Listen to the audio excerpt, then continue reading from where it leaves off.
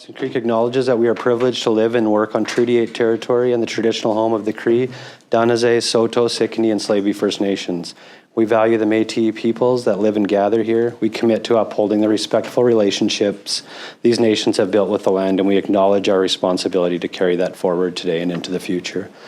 First order of business is 2 delegations. 2.1, we have Michele Mobley with Dawson Creek Literacy Society in attendance regarding the proclamation to declare September 2025 as Literacy Month in Dawson Creek. So welcome, Michele. It's great to see you on a Monday morning. Thank you. Always a pleasure. Yeah. So whereas Literacy Month is to be held across British Columbia from September 1st to the 30th, 2025, whereas literacy is essential for Canadians to succeed in today's complex world as it extends beyond reading and writing and whereas engaging children and youth in literacy programming provides the best possible environment for them to become lifelong learners. And whereas strong literacy skills are vital to Canada's social and economic development, offering everyone the opportunity to continue to the education, growth, and prosperity of our nation, as well as the well-being of our communities.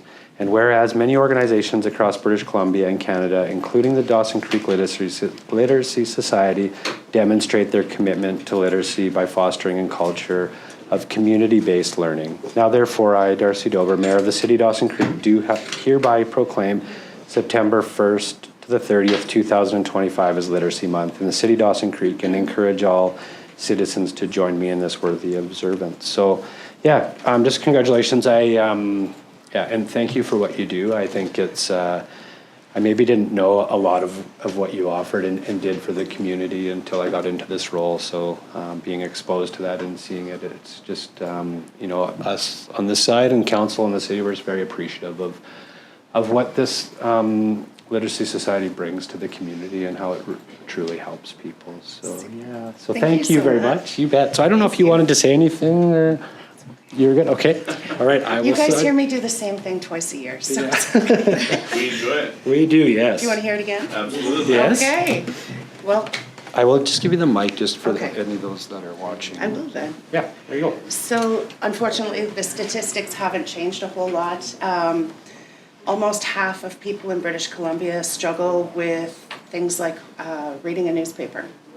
Very simple, basic task.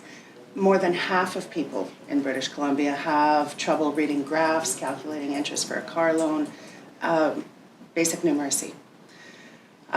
It's not changing. I don't know what we need to do to make that change, but we just keep pushing, and we're trying to do a little bit more with a little bit less all the time, unfortunately. But with the city's support, I'm really hoping that we can push forward, at least in our community, and help move some of those numbers.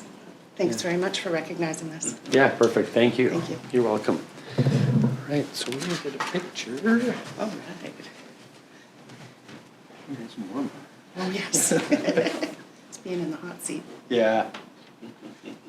That's what it is? Super, yeah. Thank you so very much. Congratulations. Thank Thank you. you for everything. Have a wonderful day. You too. Thank you.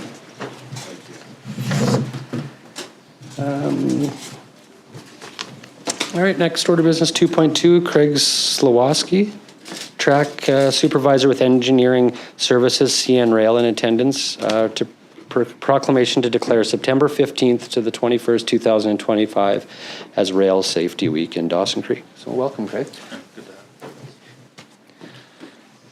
Whereas Rail Safety Week is to be held across Canada for September 15th to the 21st, 2025. Whereas 261 railway crossing and trespassing incidents occurred in Canada in 2024, resulting in 68 avoidable fatalities and 58 avoidable serious injuries. Whereas educating and informing the public about rail safety, reminding the public that railway right-of-ways are private property, enhancing public awareness of the dangers associated with highway rail grade crossings, ensuring pedestrians and motorists are looking and listening while near railways and obeying established traffic laws, will reduce the number of avoidable fatalities and injuries caused by incidents involving trains and citizens. And whereas Operation Lifesaver is a public-private partnership whose aim is to work with the public, rail industry, governments, police services, media, and others to raise rail safety awareness. Whereas CN and Operation Lifesaver have requested City Council adopt this resolution in support of its ongoing efforts to raise awareness, save lives, and prevent injuries in communities, including our municipality. Now therefore, I, Darcy Dober, Mayor of the City of Dawson Creek, do hereby proclaim September 15th to the 21st, 2025 as a Rail Safety Week in the City of Dawson Creek, and encourage all citizens to join me in this worthy observance. So, yeah, I mean, thanks for coming in. It's those numbers. I mean, having any numbers on there is astounding, but That's right, yeah. yeah, is there, like, with having this program and making awareness, is that number lowered? Like, is it? Maybe in this region, maybe not as a whole through, our network, but in this region, things are improving quite a bit just from awareness and some proactive kind of measures, but I mean, as a whole, there's work to be done, right? Yeah. And is there things that, that we could be educated on, that we could pass to the community, or I just think even know? you guys as a whole do a pretty good job in the community, and there's a lot of kind of kind of mutual teamwork going on to address certain situations. That of course there's red tape to jump through. So Yeah. some of those situations don't get addressed as timely as they need to be. So that's something that we're going to work on too as a company whole and whatnot. But yeah, I mean, it's a step forward for now, right? And we're year after year things are getting slowly better, and people are getting more educated, and they're putting a little more programs and stuff in place to try to be a little more proactive with those things too, right? So Yeah, that's good. Yeah. So, perfect. yeah, you bet.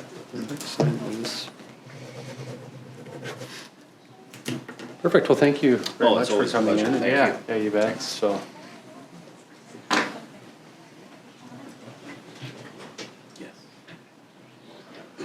Perfect. Thanks again, sir. Thanks. Yeah, you bet. Thank you. Have a good day. Darcy, Chief of Council here. Oh, thank you. All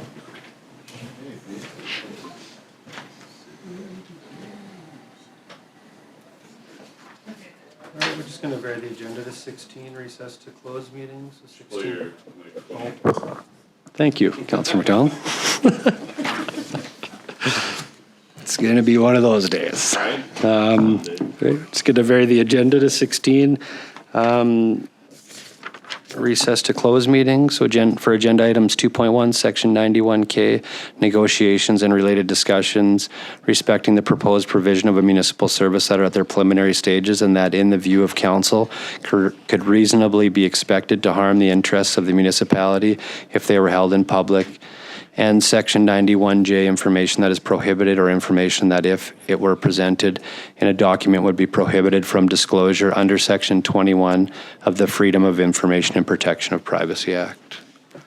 Motion, Councillor Sudnick, second Councillor Kemp. Call that to vote.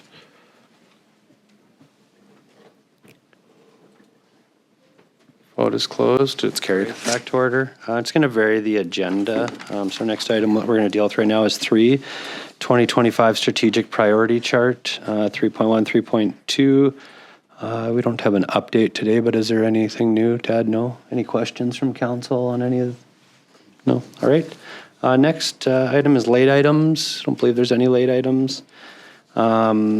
And then next is 5 new councillor business. 5.1, we have memo from Councillor McDonald regarding the tribute crosswalk, Every Child Matters. Councillor McDonald? Thank you, Worship. I'd like to move that the memo from Councillor McDonald regarding Truth and Reconciliation crosswalk be received. For the council direct staff to install a themed crosswalk commemorating the Truth and Reconciliation imagery at the intersection of the 10th Street and McKellar Avenue by September 30th, 2025. And finally, that a plaque be installed at the location to describe the significance of the crosswalk and the city's commitment to strengthening relationships with our neighboring First Nations. Thank you, Councillor McDonald. Second, Councillor Earl. Discussion? So, I'm glad to see this has come back around. It's been a a good process where we went out and had some great conversations with council to council with Doig and others.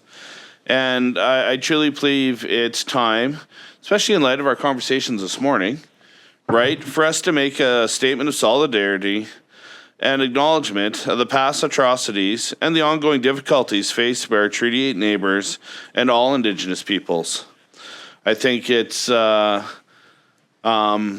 important for the educational piece. That is why I had mentioned the proposed location near our library, Central School, and Peace Park. I think it will help bring the conversation forward to our youth that we as a community recognize, like I said, and we acknowledge, and that we do not stand for ongoing racism, ongoing difficulties, and that we love and respect our neighbors and want to bring them together with us to move forward in a path of solidarity. Thanks, Councillor McDonald. Thank you. You're welcome. Councillor Earl? Thank you, Your Worship.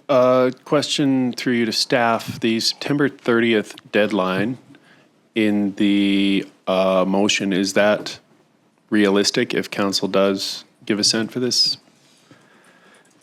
Yes, so through your worship, in anticipation of what council may or may not do here, we've certainly done some work and talked to Public Works, and I think if it's, as described, a fairly straightforward crosswalk, it's not too elaborate, something similar, I believe, to kind of what Chetwynd has done, then I would say, yes, we can do that. Okay. Yeah, not with any intention to kick the can down the road or anything like that, but certainly not something we want to Yeah, flub because we didn't leave ourselves enough time. yeah. Thank you. Thanks, Councillor Earl. Any discussion? I have some, okay. I just have a bit, I don't struggle with this because the truth and reconciliation and the relationships and everything you mentioned, I believe we've been strong with that as a council and moving forward, and we've proven that with our relationships with our First Nations, our community residents, everybody in this region, and we've really built that, and we're seeing some wins from that. So that part, and honoring truth and reconciliation, and that I'm totally in favor of that. I would just put a lot of thought around this because I struggle a little bit with some of it. One, painting on the ground before winter, we know that it's going to fade. So there's that part. When we met with Doig First Nations and mentioned this, they were fine either way with it, but they also did mention that in Fort St. John that they built some nice metal art drum bike racks that they thought were very nice touch, and I right away thought, that's kind of nice. It's low maintenance. There's not a lot of costs. I think of, having some kind of piece like this.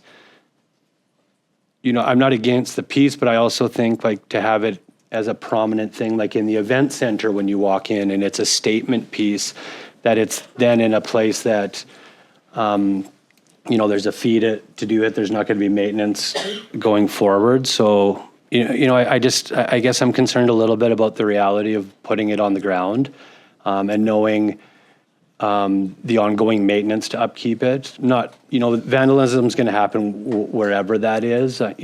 We have weather, the wear and tear. We're seeing that with one of our painted sidewalks already.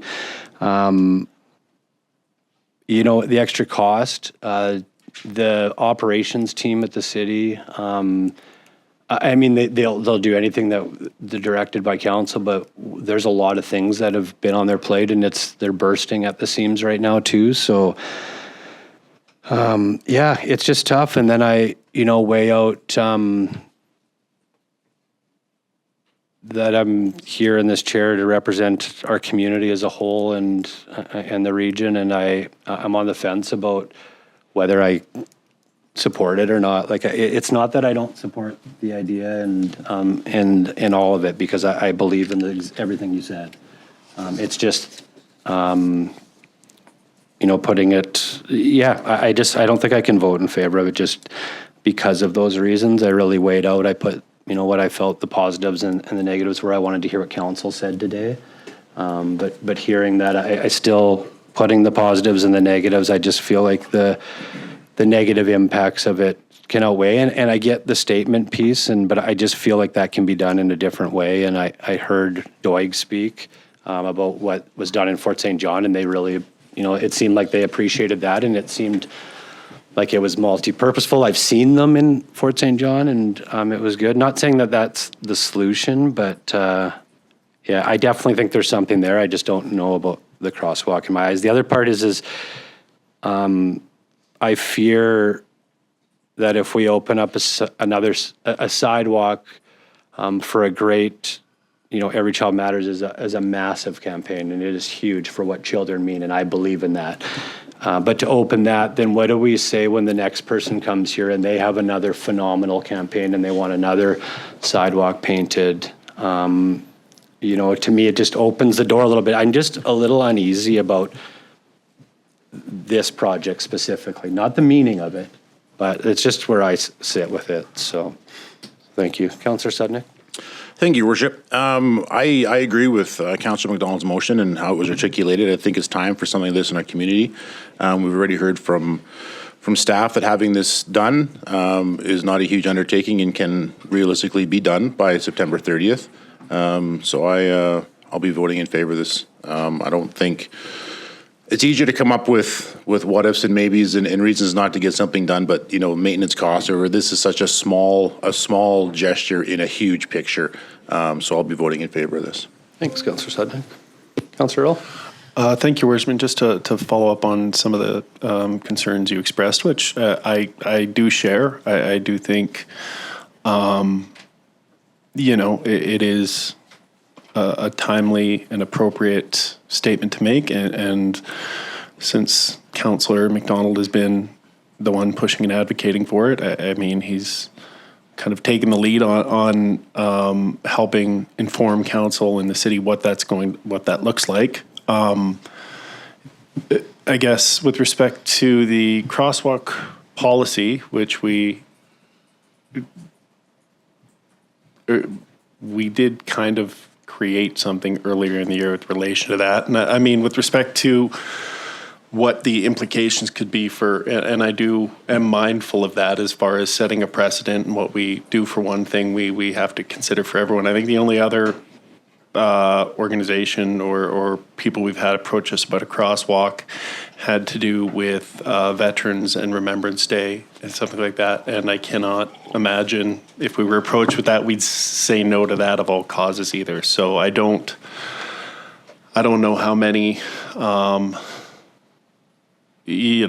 realistically, how many asks we'd have with respect to that, but between Pride, Every Child Matters, and Veterans, I don't think there's any of those. We wouldn't make some gesture to honor and commemorate. So, but I guess a question to staff, and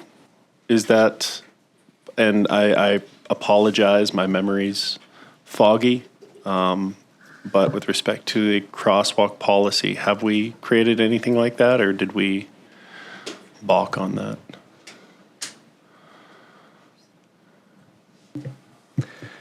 Yeah, through your worship, we have the public art policy. Okay. And just, as I was scrolling through that, it doesn't specifically speak to crosswalks. It's, obviously more of the built environment. And once again, I think the public art policy was intended for something different, whereas a crosswalk of this nature is intended to speak to the values of the community more so than, art for art's sake. So I don't know that we want to conflate those two things. But yeah, I just wanted to quick review so we know kind of what we're getting into with respect to precedent. Thanks, Councillor Earl. Councillor McDonald? Thank you, Worship.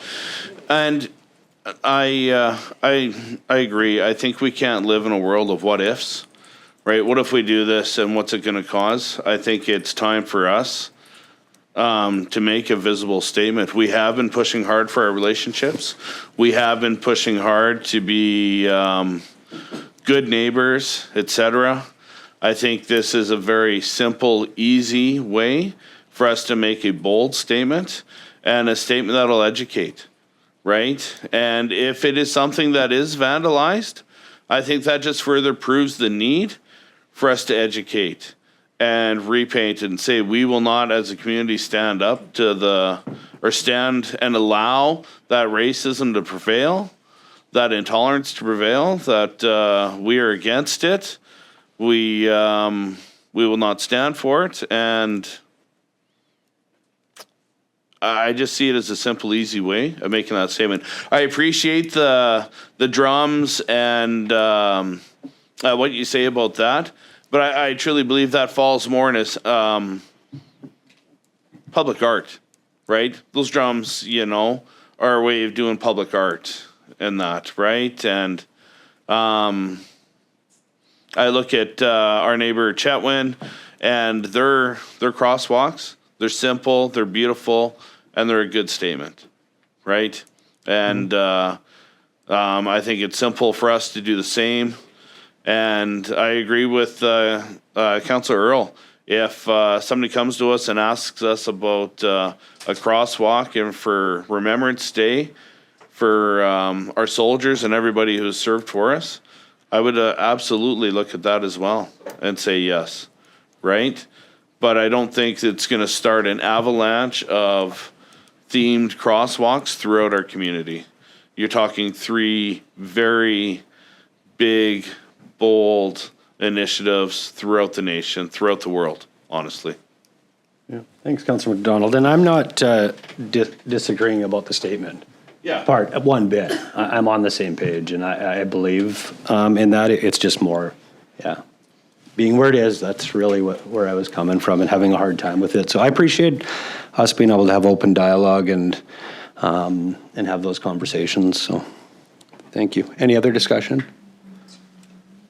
No? All right, I'm going to call this motion to vote.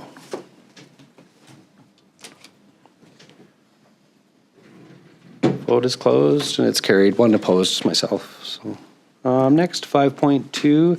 We have memo from Councillor Apollonio regarding City Dawson Creek bridges and parks for truth and reconciliation, rich heritage and multiculturalism, deferred from October 21st, 2024. So the motion is back on the floor then, correct? No, it's not deferred. Okay, Councillor Apollonio. Thank you, Your Worship. Of course, thank you very much, Melissa, for drafting this proposal. And of course, thank you very much for circling this proposal of mine last year. I just will just lead the recommendation that Councilor Apollonio's proposal, as outlined in this memo dated October 21st, 2024, regarding a multicultural public art project at city-owned bridges and parks, be referred to the Public Art Advisory Committee for review and recommendation in accordance with the city's public art policy. Thank you, Councillor Apollonio. Second, Councillor Earl. Any discussion? No? Oh, Councillor Earl? I'm fine voting in favor of this. Obviously, when it comes to, public art, public displays, trying to, encapsulate what multiculturalism means, government is a fairly blunt instrument. So I'd ask the public to extend us some grace and be patient with us as we work through what this looks like. But we are trying to, at the end of the day, end up with a community that is visually appealing and reflects the various people that comprise it. So, thank you. Perfect. All right, any more discussion? No? I'll call this motion to vote. Vote is closed, and it's carried. No? Amy, boo. Do we need? Councillor Demerit. Do we need to recall it? Okay. I'll recall that vote. Councillor Demerit. I was surprised when I seen that on the screen. I was like, oh. Amy drawing a hard line. Everybody's got to re-vote, please. Everybody voted. Vote is closed. It's carried. 0 opposed. Next order of business is 6, adoption of minutes. 6.1, we have minutes of the regular meeting of council from August 11th, 2025 for adoption. Councillor Sudnick, second. Councillor McDonald. Call that to vote. Vote is closed. It's carried. Any business arising? No? All right. Correspondence, 8.1, we have letter from Councillor Neville Abbott, Infrastructure Committee Chair, Village of Lions Bay, received on August 8th, 2025, regarding a request for support for UBCM resolution on emergency water treatment plants.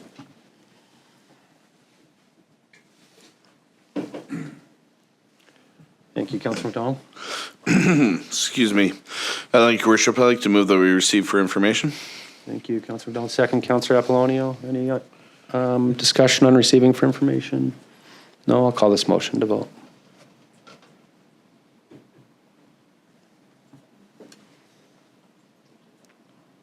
Vote is closed. It's carried.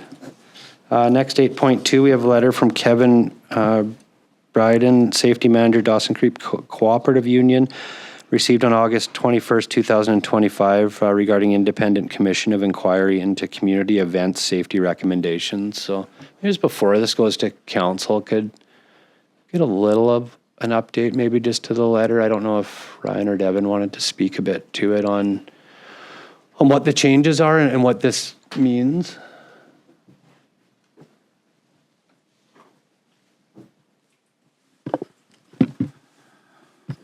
Thank you, Your Worship. We reached out to the co-op, Mr. Hillary, on Friday, just for some context.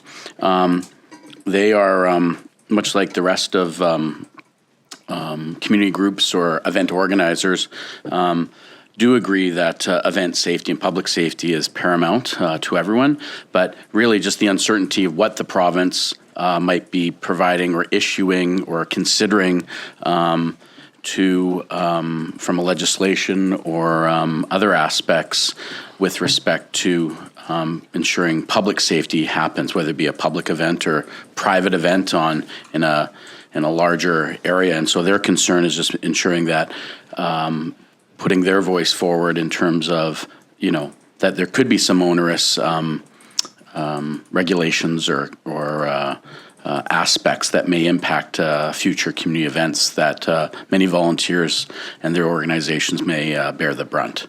And so their letters forth to us, and I do believe it was on Thursday or Friday last week, the City of Vancouver just released their final report from the events that happened, tragic events that happened with the festival, and I think that many people are still waiting for some, what is the province going to come forward with, and how does that impact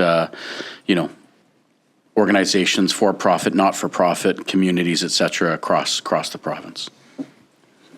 Thank you. Councillor McDonald. Thank you, Your Worship. I just wanted to make a motion to receive this for discussion. Okay. Thank you, Councillor McDonald. Second. Councillor Kemp. I'll call that motion to vote.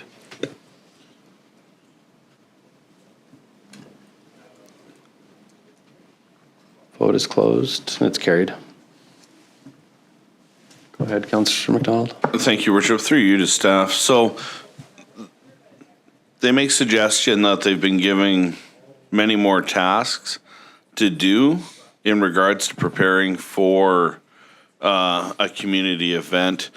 Can you just elaborate on that? Just what we as a city are asking them to do that is different than what we were asking before? I think it's there's a difference between public events and private events. Private events, say on the co-op parking lot, we really have no jurisdiction with respect to what checks, balances, et cetera, happens on their property. However, from a public perspective, when someone looks to do a road closure, such as say the summer cruise or the fall fair parade and things like that, the city of Dawson Creek has an event permit process where we, take the application, for lack of a better word, the dates, the information, ensure that there's a plan and a process, et cetera.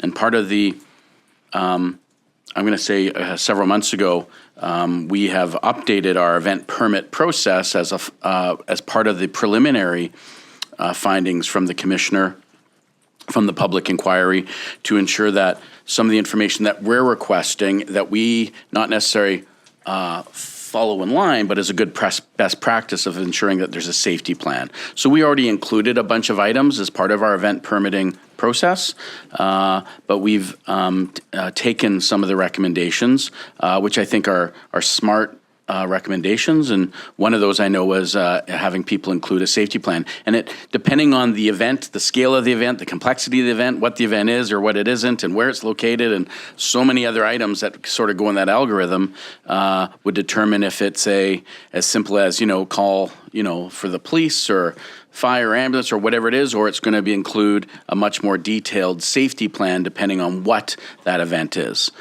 So it's very event specific, but we ensure that we go through those processes. But there is a difference between, say, a public event on private property where people are being invited to a private business's property to host a public event, and what is our role, which is very limited, if none, compared to a public event on public property where we have a much greater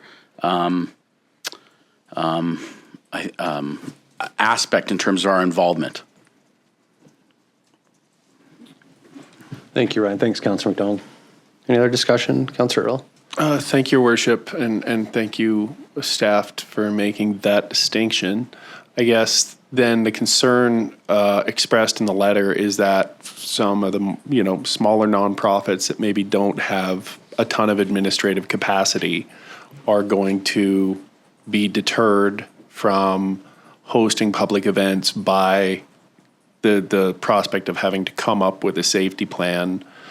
I guess the closest analog I can draw to it is when you host a public event where there's food and you have to apply for a food service permit through Northern Health, and you have to do a little diagram of here's what the site's going to look like, here's where the hand washing station is, here's how the food's going to be refrigerated, here's how many people we expect, etc.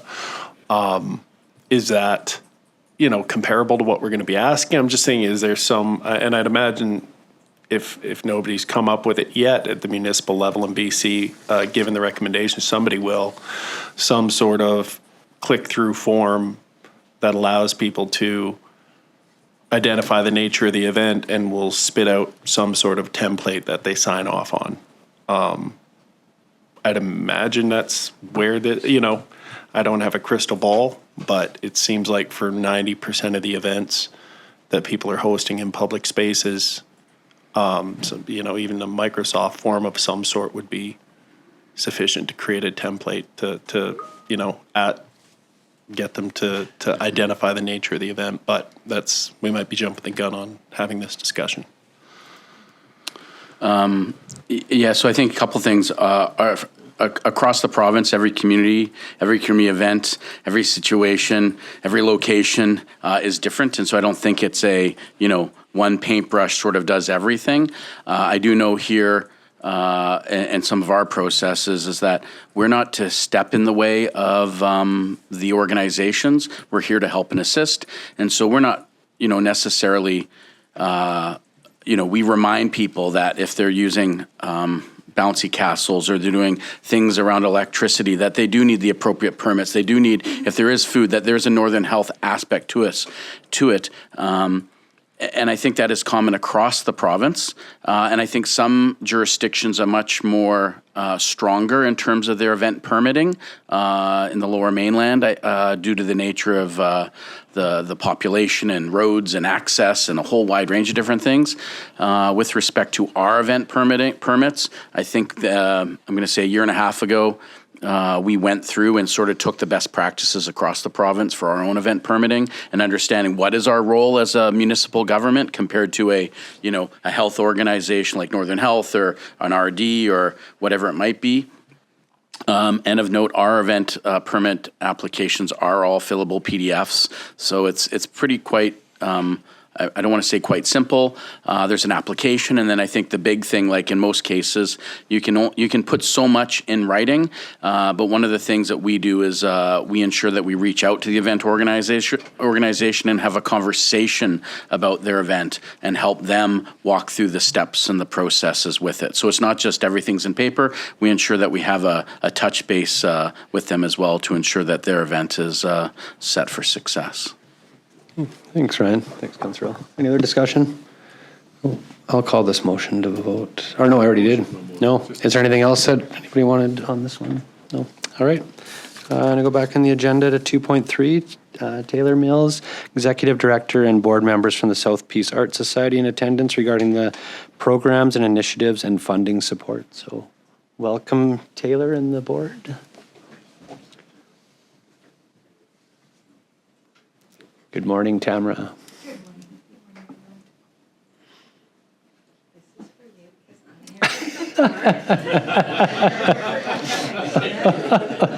Look at that direction. Talking to the pro here. Yeah. All right, good morning, everyone. My name is Taylor, and I'm the Executive Director of the South Peace Art Society. And joining me today is Tamara, which is our president of our board, and also Amanda and Violet, which are directors as well. Morning.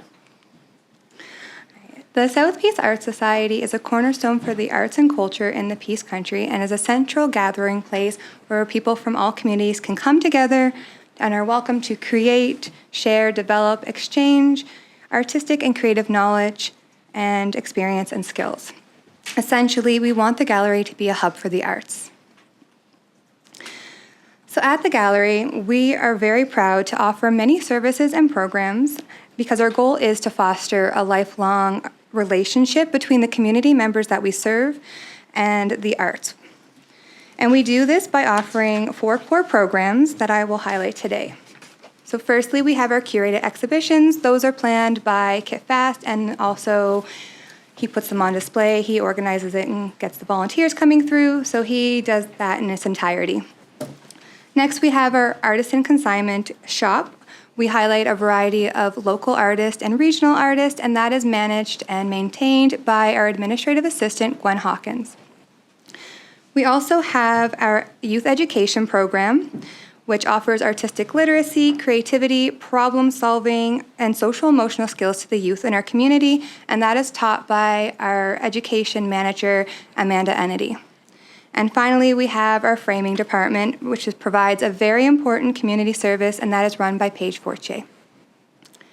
So now that I kind of briefly touched on our 4 core programs, I would like to go into more detail onto specifically our exhibitions and our education program, and then highlight 2 additional programs that we hold dear to our heart. So firstly, our exhibition programs. Each year, we host a minimum of at least 10 exhibits, and we have a mix of both local, regional, indigenous, youth, and national artists coming through. The whole goal of this program is to help artists gain that exposure and experience in the art realm, and we do this by providing them an opportunity to engage in a professional exhibition. This is very important for the cultural landscape of Dawson Creek as it encourages dialogue and brings diverse artistic voices to the Peace region. Next, we have our education program. One of our main parts of our education program is a focus on youth, but that is not all that we do. We also support adults in the community and our senior population as well. We do this by offering a lot of hands-on classes, school tours, and workshops. They're all aimed at offering a wide variety of mediums for individuals to explore. This is a very crucial program for the community as it provides a way for people to express themselves in a nonverbal capacity while facilitating open dialogue between community members. Art also is seen as very therapeutic and is very important for healthy emotional expression and supports the emotional and mental well-being of individuals, not just for youth, but our seniors as well, especially with mental health being an issue that's on the rise.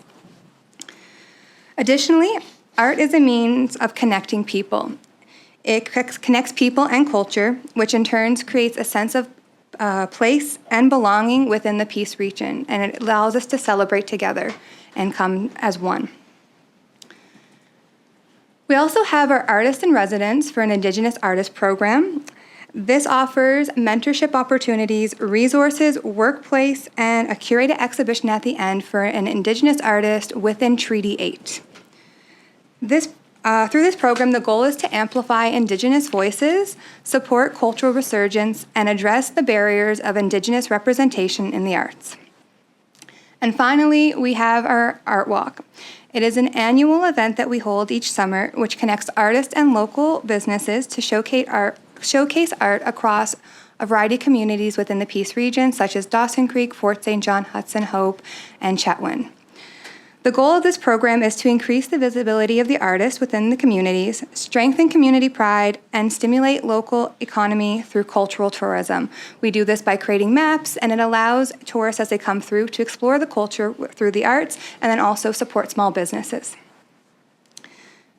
But that is not all that we do at the Dawson Creek Art Gallery. We also have some main events that I would like to talk about as well, as these bring people together and we greatly enjoy them. So firstly, we have our Battle of the Brushes, which is a live competitive painting competition. Artists have 45 minutes. They race against the clock to create a piece that is then auctioned off to the live audience. It is great for engagement, and we also have music during the event, which helps our artists who play music get that exposure as well.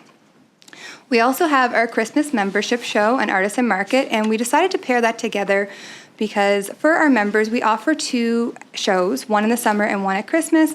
And then alongside the artisan market, we have about 300 people come through, and it allows for more exposure for the artists on the wall. And then it's also a fun place for people to come and do a little bit of Christmas shopping and get to know the different artists that we have in our community. We also have the Haunted Elevator. It's a seasonal event that we do each year, and we transform the gallery into an immersive haunted experience. It's fun, it's spooky, it's very community driven. We have volunteers coming to help, and then we also try to pair with one of our local food stores to provide candy for the 500 children that come through each year. And finally, one of our most favorite events is our art auction. We get works from local and regional artists, and then we do a live bidding. There's food, there's music, it's fun, it's engaging, and it's one of our major fundraisers. It supports our exhibitions and education and outreach. However, it only covers a fraction of the costs. From there, we have a few initiatives that we like to kind of drive our programs through. For instance, we have mentioned previously, art is important for mental and emotional well-being. In 2024, we did have Art for the Heart that we did with children, where they were connecting their mind and their heart to art and having a positive outlet for emotional expression. And we try to continue that into our programs today, especially in our youth programs, where we kind of mix that social emotional learning as well. And we want to continue offering that for our senior population and individuals with diverse abilities. So that's kind of one of the things we try to focus on when planning some workshops. Additionally, we like to expand our art. So for instance, with Art Walk, we want to grow that into additional communities surrounding us. For instance, Tumbler Ridge has shown interest, and we are hoping to move into their community next year to help amplify those voices and artists there. And we are also developing a handbook for sustainability, as we do rely on funding for a lot of these programs. Art Walk is one of them. And we're currently trying to crunch down some numbers to ensure that we can make it cost efficient and still be able to serve the community in the best way possible. Also, inclusive hiring and accessibility. We want to make sure that everyone has the opportunity to feel included and have access to the arts. And we also do that by exploring opportunities to employ individuals with diverse abilities. And that can be seen through our janitorial staff as we collaborate with community living to help support those individuals as well. Wrong way. All right, going into 2026, we have 4 main goals that we'd like to accomplish. So firstly, we want to strengthen our core operations, and we want to do that by getting sustainable funding to support our essential staff, and then also upgrading our administrative systems, including enhanced financial tracking so we can be more on top of the ball with that, increasing our membership, and then also our digital communications through our social medias. Secondly, we want to expand community access to the arts, and we're going to continue doing that by delivering at least 10 curated exhibitions, amplifying the voices through Indigenous, youth, different cultures, and also ensuring that we provide programs to at least 500 youth and children through our classes and specialized workshop. We will continue to also strengthen our outreach by speaking with parents that we engage with daily to see what they're looking to have offered, and then seeing who else we can kind of reach out to and collaborate with, whether it be another organization like KPAC. Thirdly, we want to advance equity and diversity inclusion in the arts, and we're going to do that by continuing to support at least one Indigenous artist per year through our residency mentorship program, and continue building relationships with individuals with diverse abilities. Additionally, we want to continue partnering with our Indigenous elders, knowledge keepers, especially when we are doing cultural programming and having them guide that practice. And finally, we want to continue to grow our signature events and initiatives. So doing that, we're going to keep building on our successful fundraisers, such as the art auction, art battle, and so forth. And we want to do an expansion on our current programs, such as Art Walk, going into different communities, and our workshops, offering more variety. Currently, our key funders include the City of Dawson Creek, BC, Community BC Gaming, and the Vancouver Foundation for the year 2025. These are the individuals that support all that we do. However, in the past year, we have experienced a great deal of loss. We had previous funders such as YCW, Canada Summer Jobs, and a variety of BC AC grants that help support our programs such as Art Walk, exhibition costs, professional artist fees, and a bit of our operational costs as well.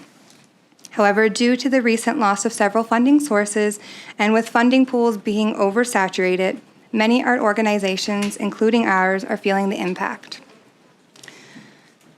At the Art Gallery, we operate with 3 full-time staff members and 1 part-time staff, but without the additional summer student and educational assistants that we have relied on in the past, it has become difficult to maintain the same level of quality programming.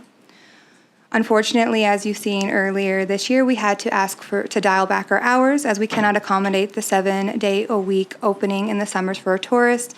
And we also had to look at dialing back our education assistant position, as we were unable to keep up with that due to the funding loss. So it leads into a bit of an ask for today. So today, in order to continue supporting both the community as a whole and their tourism population that we see throughout the summer months, we are asking the city to kindly consider supporting both the tourism and the community through increasing our fees for service by $18,000. So what this would do is that this would allow us to hire a full-time support assistant for the gallery. Right now we can afford about a part-time position, but allowing us to increase it to a full-time position would permit us to cover the front desk during our tourist season, allow us to open for the 7 days a week, and also provide the ability to have our staff members take a sick day or even vacation without us trying to take on more than we can handle, which can cause burnout.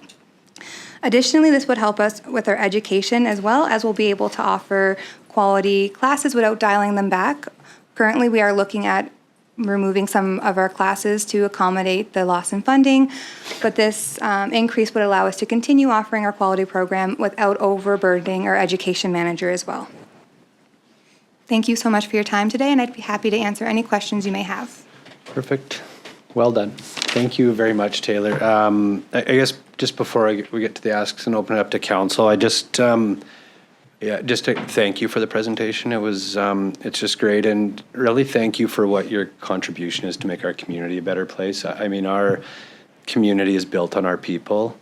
So when you start talking about, like, you know, how big arts and culture is around mental health and youth and seniors, it's huge. So just thank you to yourself and your whole team and the board for their commitment to better our community, because it's definitely seen, you know, throughout the year with all the events that you do, and just to kind of get an update like that. So thank you. Thank you. You're welcome. Councillor Earl. Thank you, Worship, and thank you as well for the presentation. It was very well done, and I think illustrates the value that the residents of Dawson Creek get for the current fee-for-service offering.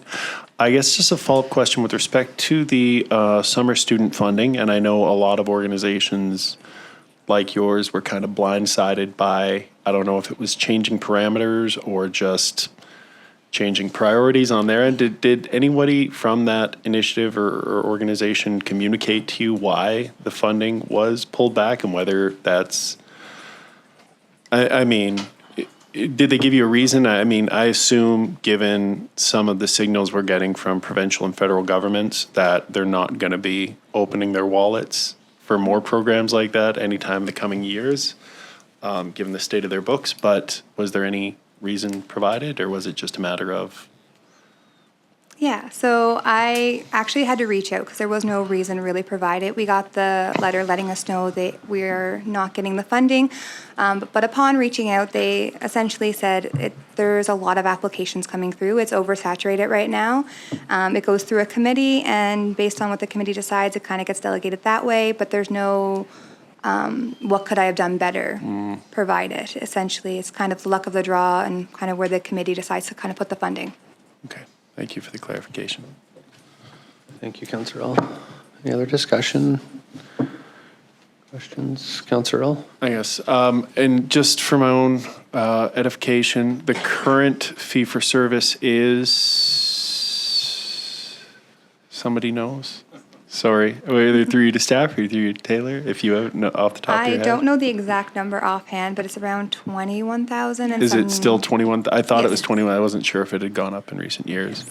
And just to be clear, I guess through you to staff, as part of that agreement, there's no annual escalator to take into account CPI increases? Okay. And how long has it been at 21,000? Yeah, so through your worship, we looked back at least as far back as 2020, but likely further. That's just, in the 5 years in the budget, it's remained Okay. the same, so it's likely more than that. Okay, thank you for the clarification. Thanks, Councillor Earl. I guess like a lot of the organizations too are facing similar struggles. And I know and I don't know all the details, but I know you guys have for a few years. So you've done a lot of things to adapt and change to that already? Yes.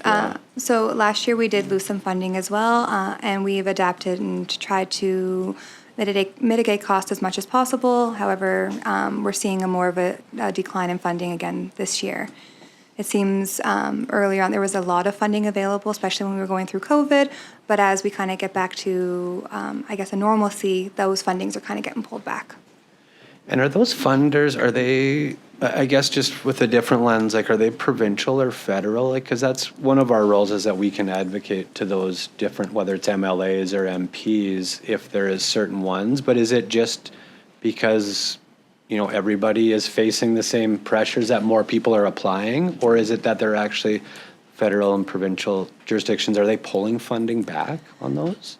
I Or do you can't know? speak if they're pulling funding back entirely, but a lot of our funding is provincial, and I do know there have been a lot of organizations that I've spoken to that are applying and not getting it, and the only answer I get from our funders is oversaturation. Okay. I don't really know if the government is pulling a lot of funding, but I do notice that certain grants aren't open anymore, so I would assume yes. But I think it's a combination of the two. Yeah. Oversaturation and then a lack of more funding. Yeah, okay, thank you. Councillor Earl? And sorry to keep coming back, but as you're speaking, it's raising questions for me. So you mentioned COVID and the kind of glut of supports there were for organizations like yours trying to make it through. And I know with a lot of public assembly venues, even though everything's open back up, the attendance hasn't recovered to previous years, as there's a cohort of the population which is just checked out for a bit and they haven't checked back in. Are you finding that, or are you finding that attendance numbers have more or less recovered to what they were prior to COVID? I think initially right after COVID we were experiencing that, but we are fairly close to similar numbers. Even with our foot traffic, we are off by a couple hundred in comparison to prior to COVID. So we're getting a lot of traction coming through still. So It's quite wonderful that way. Good to hear. Thanks, Councillor Earl. And just to clarify, maybe I missed it, but this ask is for going into 2026? Am I correct Yes. on that? Yeah. Yes, it okay. is, yes. Okay, so there's no more questions. So I guess what generally, Councillor Apollonio, go ahead. Thank you, Your Worship. I know, I think this is off topic. I know that you presented like people from diverse abilities. I hope you could still include those people with, diverse abilities to project more of their arts in the because I know there's a lot, because I'm working with people with disabilities, and I know some of those people are so artistic, and Yes. so I hope they could be there, and that at least they will be showcased, and of course maybe this draw more attention from the community. Yes. Yeah. Well, and thank you. We're actually collaborating right now with people with diverse abilities to try to get a workshop going so that we can have an exhibition coming up in coming years. Thank you. Yeah. Thanks, Councillor Apollonio. Perfect, yeah, so thank you very much for coming in. Generally, these requests would come back later on in the agenda under mayor's updates, because this is a budget conversation piece. Depending on the direction of council, it would likely get moved to our 2026 council, like our budget discussions. So, but we'll keep you posted on that, or the city team will, on how that goes. So, yeah. Oh, Councillor Earl?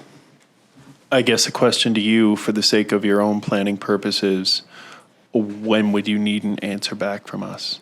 Because obviously you plan your programming out well in advance, and you're not going to plan something unless you know you have the funds secured.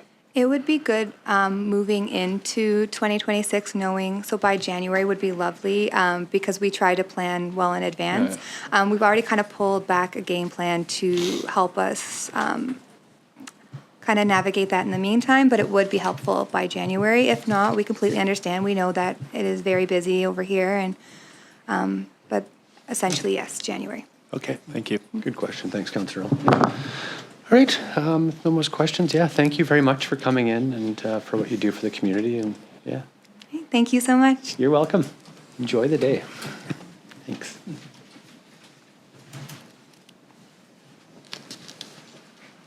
All right, next we have 2.4. We have Victor Giyani, Executive Director, and Jennifer Pringle, Administrative Assistant with the Dawson Creek Native Housing Society, in attendance regarding the permissive tax exemption. So, morning, Victor. Morning. Hi, Tamara. Morning. Oh, Morning. yes. There you go. Good morning. Nice to see you. Nice to see you, sir. Yeah, my colleague is not feeling good, so it's just me today, this morning. Yeah. My name is Victor, Executive Director for the Native Housing Society. We're here to ask for permissive tax exemptions, and then and just to I'll go over the letter, which is it's too far. Good thing I have the letter here, so it's good. So as you all know, the society has undergone a lot of challenges the past year. And I recently joined as well. This is my 4th month with the society. So we've been tasked to try and get this society out of an insolvency, getting the housing unit back to acceptable living conditions, and ensure that proper asset management planning is in place and prevent unnecessary dilapidating of the unit. This is proving to be a very challenging task. However, we can see that with the help of AMA is our funder, but also they are part of BC Housing. So we have managed to get many of the much needed repairs completed this past summer. In addition to the major repairs, the staff are working diligently on building partnerships throughout the community to improve our services and the condition of all our units. So we are asking the council to approve permissive tax application for 26 and potentially 2027 to allow the society to balance the budget and ensure the ability to continue to provide valuable housing and outreach services to the community. Previously, the way that the budget was balanced was that they sold a house every year, which is why we have lost 12 houses of our portfolio. So which is taking away 12 houses for the low income people that deserve those houses. The society would like to be able to grow, and I have a different mindset. I would like to grow our portfolio and expand the housing and offer more housing to the people that need them in this society. The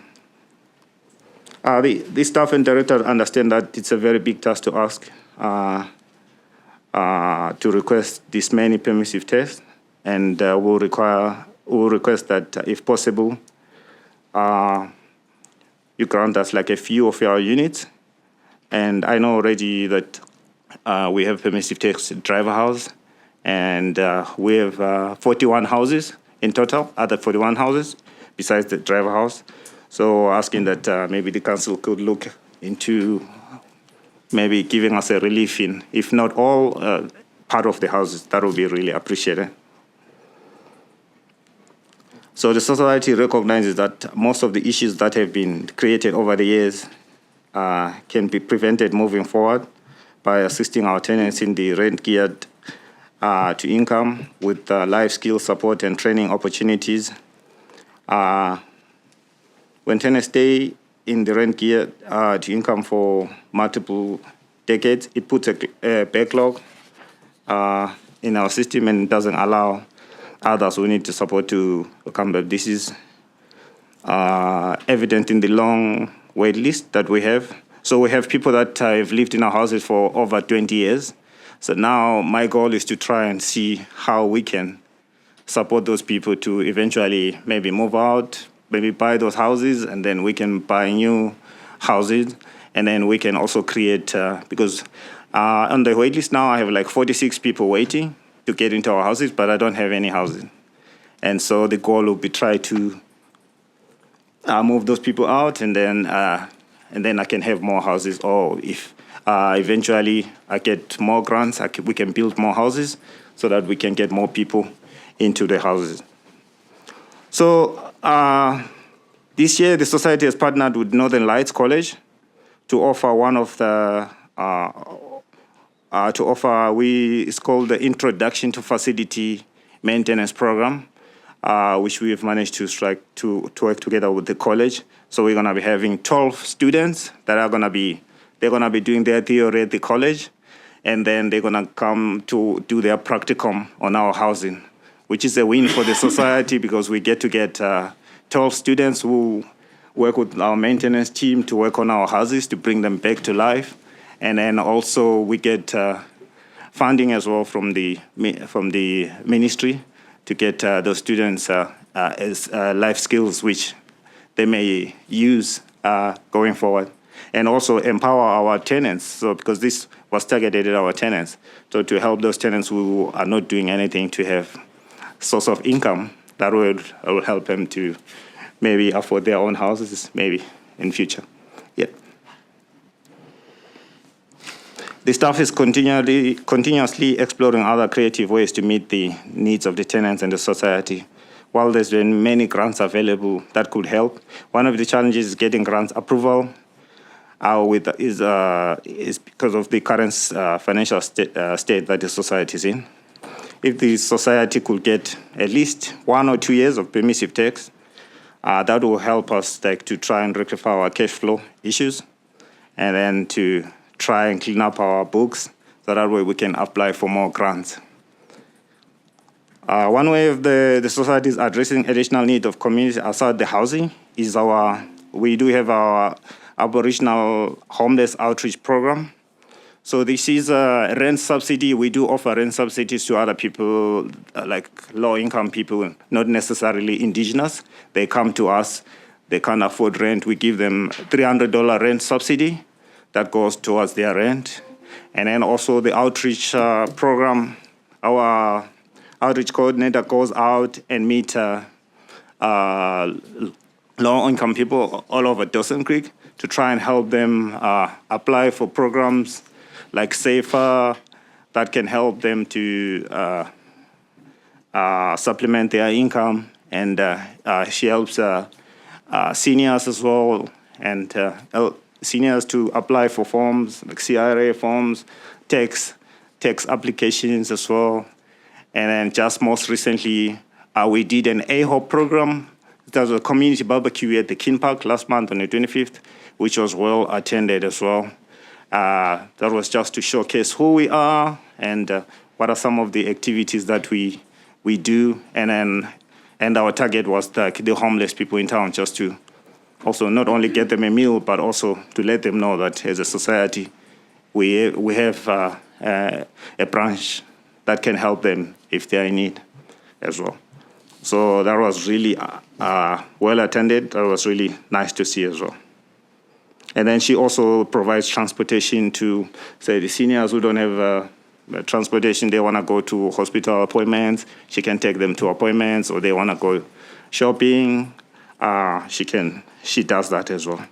So that's a very amazing program that we also do besides housing that we provide to town.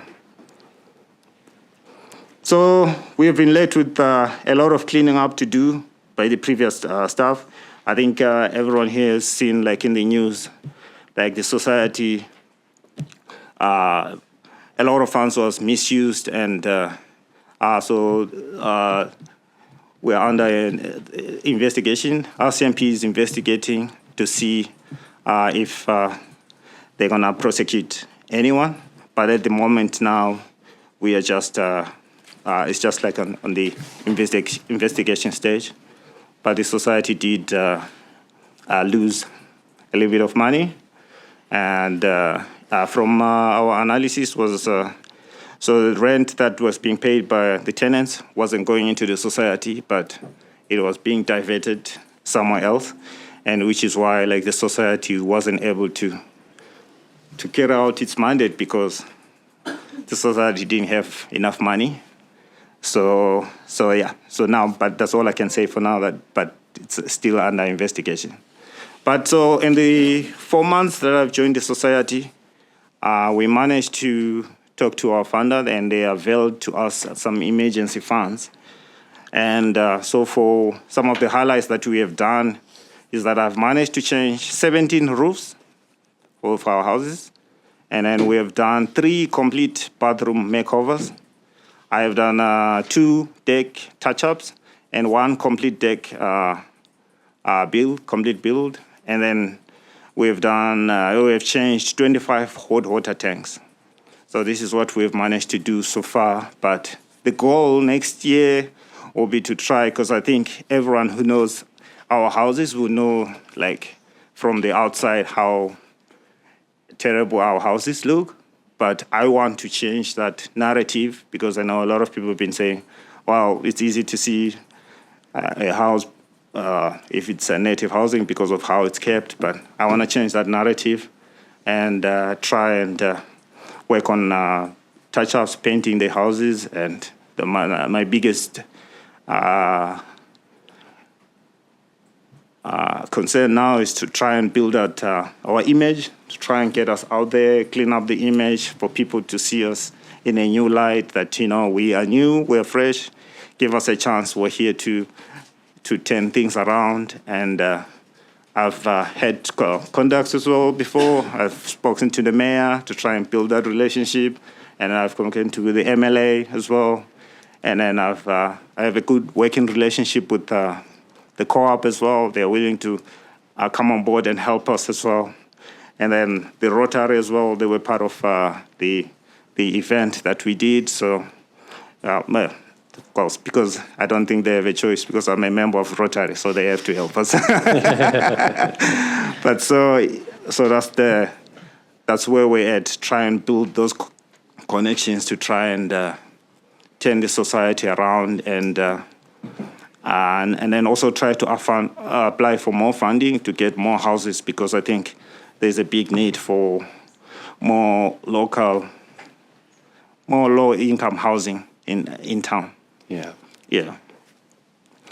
So yeah, that's where we at. And previously, the previous board and management, they reduced the rental amounts like really, really low, like especially for driver house.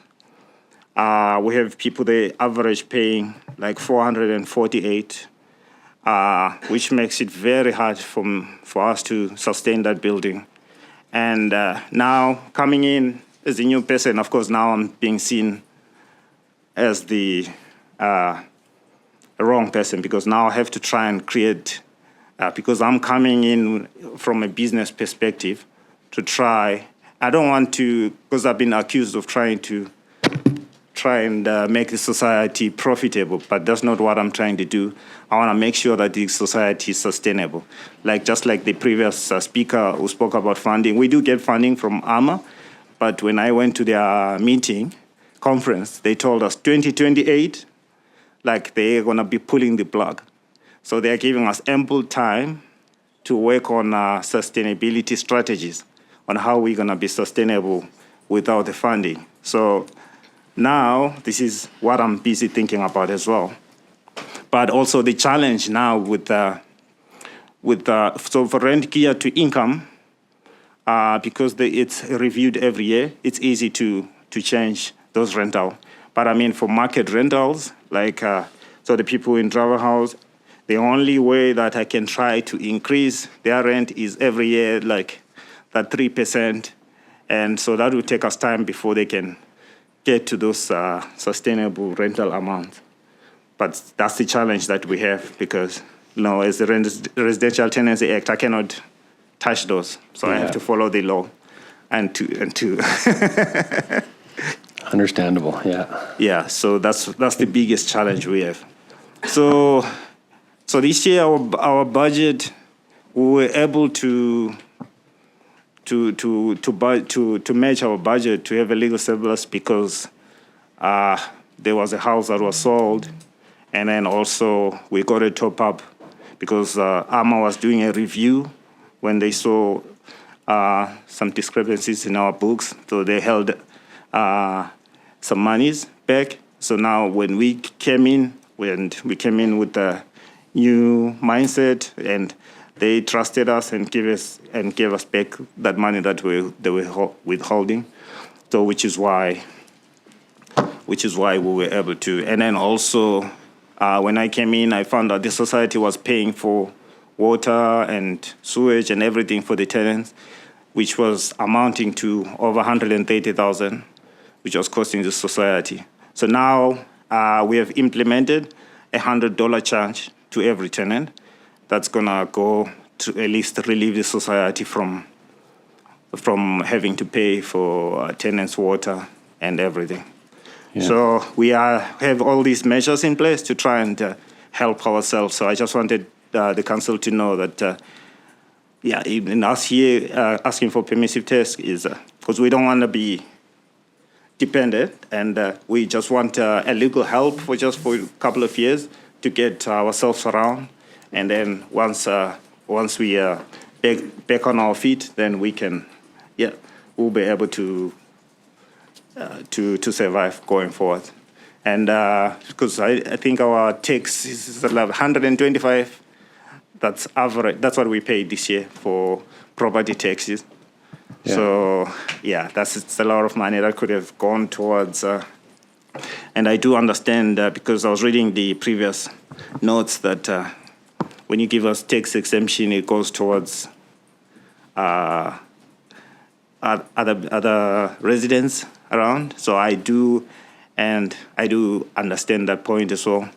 But just for the sake of surviving, that's why I'm here, just to plead with the council to look into my case. Yeah. Okay, well, thank you very much, Victor, for coming and presenting, and thank you as well for yourself and the board for meeting with Kevin and myself earlier. So I appreciate it, and definitely appreciate some of the struggles and understand what you're trying to, what you offer to the community, and some of the struggles you're facing. So I'm just going to open this up to council for questions. Councillor Earl. Thank you, Your Worship. And hi, Victor. Good to see you. Good Thanks for coming in. And I appreciate the update on and the work you are doing to course correct the organization. I know it's difficult, at the best of times to walk into an organization that's having financial challenges, but to do it somewhat in the public eye because of the nature of how it ended up there. makes it doubly difficult, and trying to respect the sensitivities around that Absolutely. I appreciate that. Yeah. So the Dawson Creek Native Housing Society has always been a challenge as far as the permissive tax exemption goes, because the nature of the service you provide is so, I guess it's, I mean, if you look at the entire registry of social service organizations, not including Driver House, is about $125,000 in tax exemptions. So Yeah. to permit the exemption of all the Dawson Creek Native Housing Society properties basically doubles that budget, or is equal to or greater than all the other social service providers currently. Or is that just for the 3-year roll? Or is that, no, that's the annual. Sorry if I'm misreading this, but basically, Yeah. you know, every other organization applying for it, for the 2026 permissive tax exemption is less than the Dawson Creek Native Housing Society. So that's Yeah. a significant amount of money. And it's not a decision we take lightly. And as No. you noted, when we exempt taxes, it's Yeah. not like the cost of running the city goes down. I know. Yeah. So all that, as you noted, the cost does get spread around. So we need to make sure that as we're having these discussions, we're mindful of that. So you said you guys get funding through AMA, the Aboriginal Housing Yes. Management Association, and that's a subsidiary of BC Housing? Yeah. But AMA gives us funding for, so I don't know if you have this, that sheet for the phases. Yep. Yeah. Yeah. So we only get funding for phase 3, 4, and 5. Okay. So, and then for phase 1 and Driver House, we don't get any funding. So, which is why, like, because Driver House, the way that the previous board and management lowered the rents, it's so difficult to manage because I have a deficit of over 100,000 every year managing that building, because the rentals are too low, and now we're trying to change that through attrition, but now I've put the apartments on market rent, and not many people want to take them because they want them at. Yeah, they've grown accustomed to the lower rates. And it's Yes, hard that's to- the thing. So to try and change that for. Yeah. Well, Yeah. I mean, and, So that's the biggest challenge. okay. So, and yeah, just last year, I think we had to apply for emergency funding because the boilers stopped working, and those boilers costed at over 120,000. So we wouldn't have repaired them if we didn't get assistance from AMA. And Yeah. thank you. And just, I guess, a question for staff, or maybe never mind. We'll deliberate on that later. So Thanks, Councillor Earl. Any other questions? Yeah, I mean, I want to thank you for coming in and sharing, and I think we can, appreciate the struggles. We will be dealing with permissive tax exemption when we get into our reports. Like you mentioned, I think part of permissive tax exemption is in place for those that offer services that help our community. But when we do exempt those, our decision is based on that's going to impact the rest of our community. And I think we can all appreciate what you're doing, and we appreciate the services in the community. But that's the decision that weighs on us on this side is that we have to. When we make any decisions on permissive tax exemption, we have to be aware that the rest of our tax base in our city is covering those costs. It's not, we don't have a big grant budget that covers that. It directly impacts all residents in our community that are taxpayers. So that's something that, we have to weigh on, and, that's why permissive taxes is there, right? Is to exempt those that offer a service to our community that help in social service style ways. So, so we will, in 9.1, when we get to it, it'll be later, I'm assuming this afternoon, but we will go through the tax exemption and, Yeah, so I want to thank you for coming in and to share what you've done in the 4 months. It's great to see that it turned in a great direction. So, there's a lot of hope there and a lot of good things are happening. So thank you. And Absolutely. we appreciate you taking the time. So Thank you so much for having me. yeah, you're welcome. Thanks, Victor. Have a nice day. Yeah, right. Thank you. Thank you.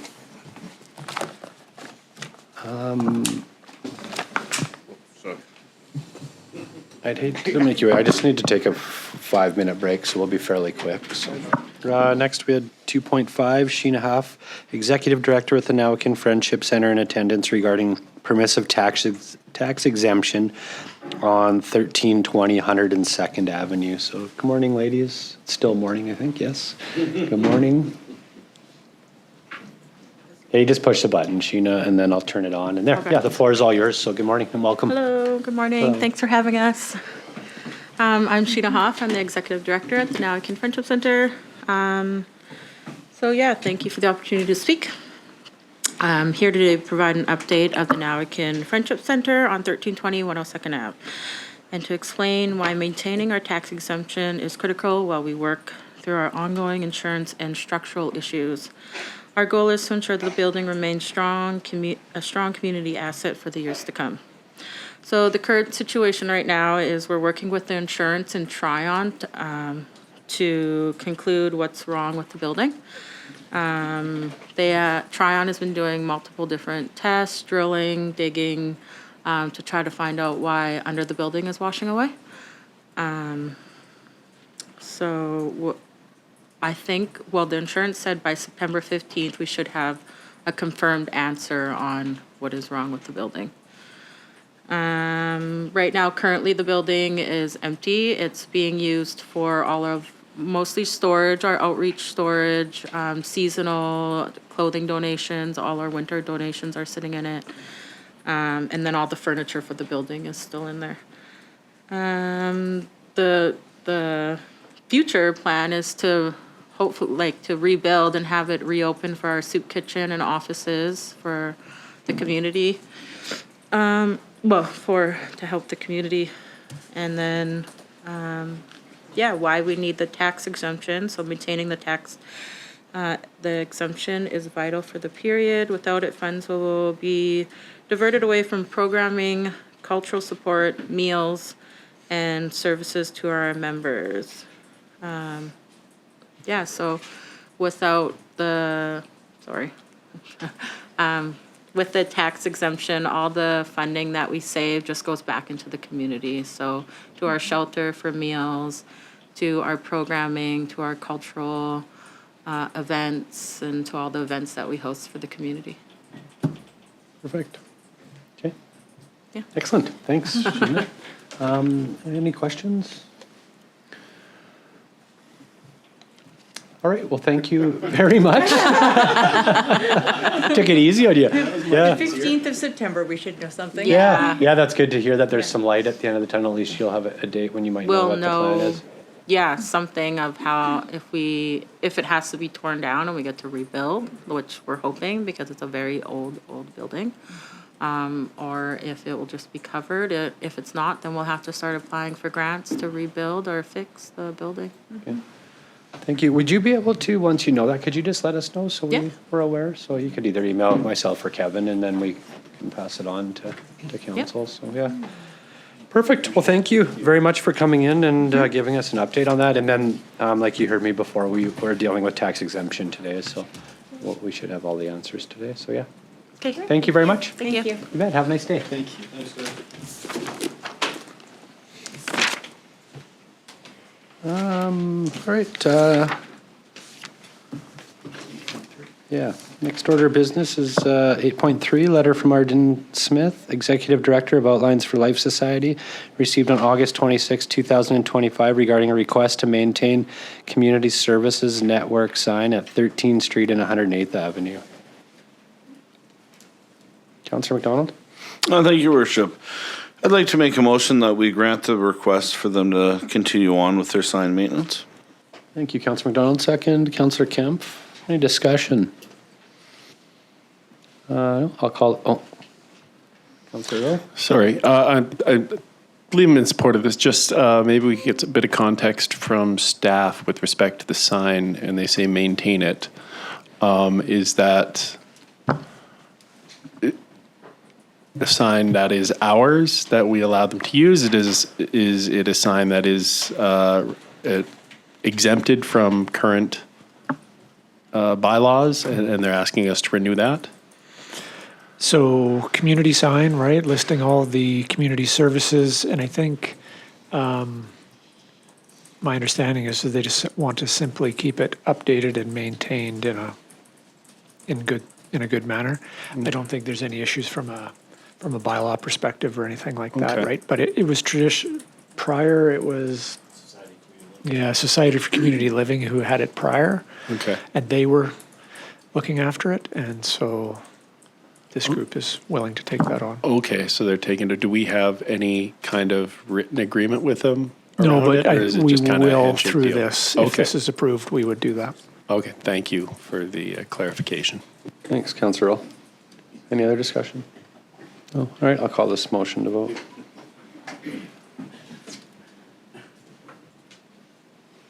Vote is closed. It's carried. Next, 8.4, we have a letter from Jason and Heather Dewling, property owners, received on August 29th, 2025, regarding a request for amendment to solid waste and recyclable material regulation bylaw number 4380 2018. So I guess, Devin, was it you or Ryan that spoke to this a little bit last week, just on, so basically with this letter, the property owners have rent out their properties. The recycling has been in default. There's been some fines, so they're asking about a way that would go to, we could change our policy so that those fines go to the renters, not the owners of the building. Is that? Or Kevin, Yeah, through sorry. your worship, yeah, you've got that right. It's a rental. Yeah. The owners are in Vancouver. The renters or the owners have received some warnings, multiple warnings, and now some tickets for contamination in their recycling. Yeah. They agreed that, as far as having some criteria and requirements for recycling, that's all fine. I guess their disagreement is that the owners are paying as opposed to the renters. But they also did state in their letter that they're struggling to get the ticket cost back from the renters. And, we would have that same issue. We have no means, no mechanism to actually ticket a renter. But we have means, through property. And that's why we deal, it's always with the property owner. Ultimately, they're the ones that are responsible. The recycling carts are issued to the property owner, not to the renter. It stays with the property. So that's just process. And at the end of the day, if they don't pay their bills or their fines or any of that, we have the mechanism through the property taxation. Yeah, we're switching it or going to this request, then we would be the ones dealing with trying to collect the funds from a renter. But we don't have. Exactly. We wouldn't have any ability to do it other than through collections, which would be a huge administrative challenge and likely not very successful. Okay, perfect. Thank you for clarifying. Councillor Oler, do you want to do a motion or were you? I had a question as well. Okay, go ahead. So for a property owner who's renting to someone, the renter, I guess depending on the arrangement with the property owner, the renter is able to sign up for utilities under their name, like the garbage, or is that something that has to be done by the owner as well? Yeah, I know that our utilities specifically, I think, is with the owners. So the owner doesn't have, similar to when you rent a house, you have to sign up for hydro and PNG through your own name, internet service, stuff like that. Yeah, but I believe the utility accounts are with the property. With the property, Which so is they just property pass owners. that cost on That's to the renter. correct. as a No, bulk. I think that they're not actually. If you rent a home out, the renter can take the utilities from the city for water and sewer. So It's not with the landowner. I mean, I guess if we were going to go down the road of trying to accommodate this couple, is, if there's a fine, tack it onto the utility bill because that's where we collect garbage and recycling. And I mean, at the end of the day, my disposition is it's being run as a business. when you're renting something, you need to do some due diligence to make sure the people you're renting to are responsible and accountable. And this is opening up a whole can of worms for the city. On the other hand, I do sympathize with the guy's plight, is how are you policing it? And ultimately, if the renter has it in their name and they don't pay their bills, it goes on taxes to the property owner. Okay. So at the end of the day, there's always the property owner. It's all going into the same, or coming out of the same pocket eventually. Yeah. Yeah, okay. Thank you, Kevin. Thanks, Councillor. And I know we've done some good work about trying to inform the public on what is appropriate in a recycling container and what isn't. I guess I'm just trying to, from a communication standpoint or a public outreach standpoint, how do we have a one sheet that a landlord could give out to a new renter when they occupy begin tenancy, so that we can at least say, well, we've done what we can for you. Yeah. Oh, Okay. Yeah. exactly. And they've had multiple warnings. They get information along with those warnings about what you cannot do. And, it should be, we don't quickly go to ticketing. We go through warning unless it's egregious. And when do we eventually pull a bin? At what point of non-compliance do we just say, okay, well, this is more trouble than it's worth? Yeah, and if we have repeat non-compliance, we've in the past dealt with owners of properties and said, what do you want to do here? It's typically in a rental situation. And we said, your renters aren't complying, you're getting multiple tickets, and I know for at least one case, we've had the owner just say, hey, just take it away. Okay. All right, thank you. Thanks, Councillor. Somebody like to put a motion on the floor? Councillor McDonald? Thank you, Worship. I'd like to make a motion that we receive that for information. Thank you, Councillor McDonald. Second, Councillor Kemp. Any discussion on receiving for information? No? All right, I'll call this motion to vote. Thanks for putting the recycling thing up on the screen, too.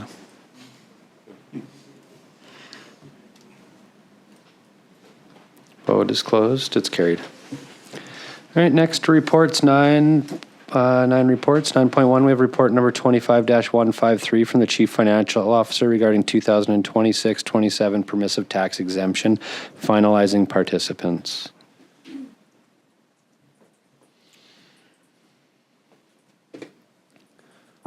Councillor Earl? Thank you, Your Worship. I'll move recommendation number 1, report number 25-153 from the Chief Financial Officer regarding 2026-2027 permissive tax exemption, finalizing participants, be received for discussion. Thank you, Councillor Earl. Second, Councillor McDonald. Call that to vote.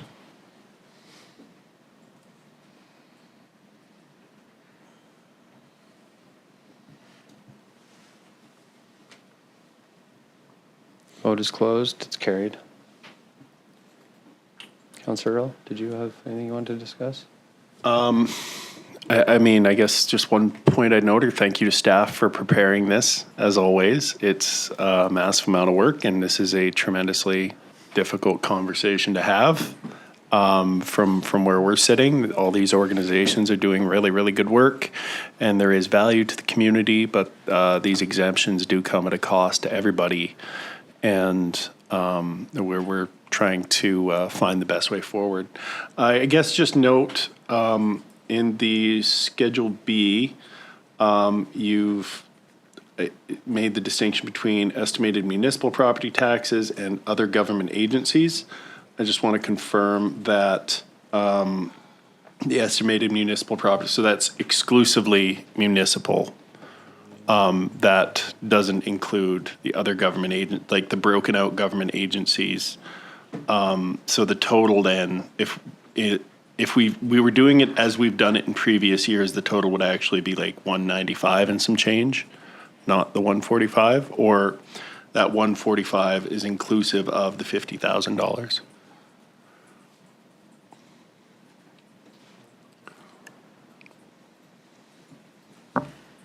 Go ahead, Melissa. So, to your worship, sorry, I'm not sure, you said what figures were you The referring total to? social service organizations along the bottom, the estimated municipal property taxes is 145, 426, 42, and then other government agencies, 53, 71, 31. So in previous years, when we exempt, we're doing the whole amount, including the other government agencies. So would that be 195 and change in total, or is that 145 and the 50,000 is broken out from that? So, through your worship, the cost to the municipality and the other taxpayers is going to be the 145.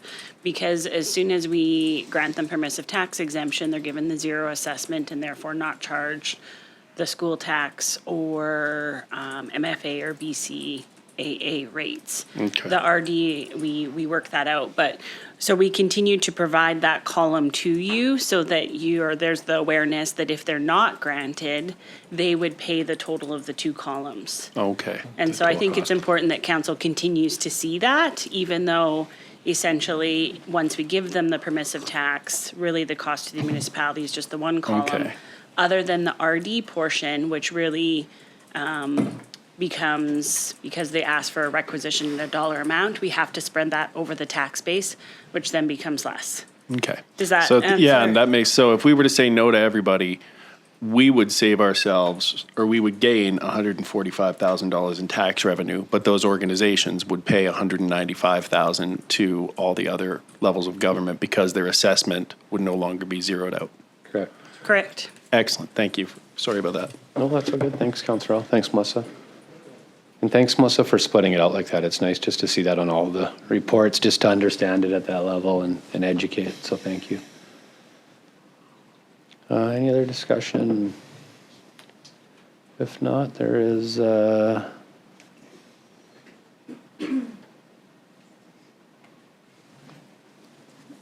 recommendation 2.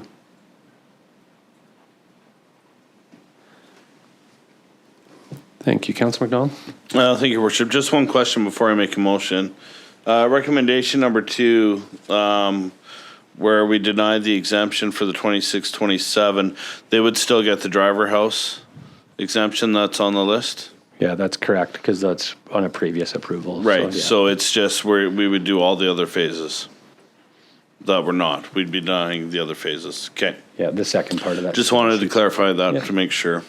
I'd like to move that the Dawson Creek Native Housing Society be denied for exemption for the 2026-2027 permissive tax exemption cycle. Thanks, Councillor McDonald. Second, Councillor Sudnick. Discussion. I feel for the organization. I just feel that we are not in a fiscal position that we are going to be able to bail out this organization on this kind of level. I agree with the driver house being exempt. It is high density, low income housing. It makes sense for us to exempt it. It provides a service as far as keeping low income, vulnerable populations off our streets from becoming homeless. But the individual homes themselves, I don't agree with. Thanks, Councillor McDonald. I agree with what you said. I think not only, we're not in a financial spot to help with that, but the rest of the community isn't. Like, everybody's faced with, rising costs and everything that's going on, and we're all facing that. So, yeah, I agree. So, Councillor Earl.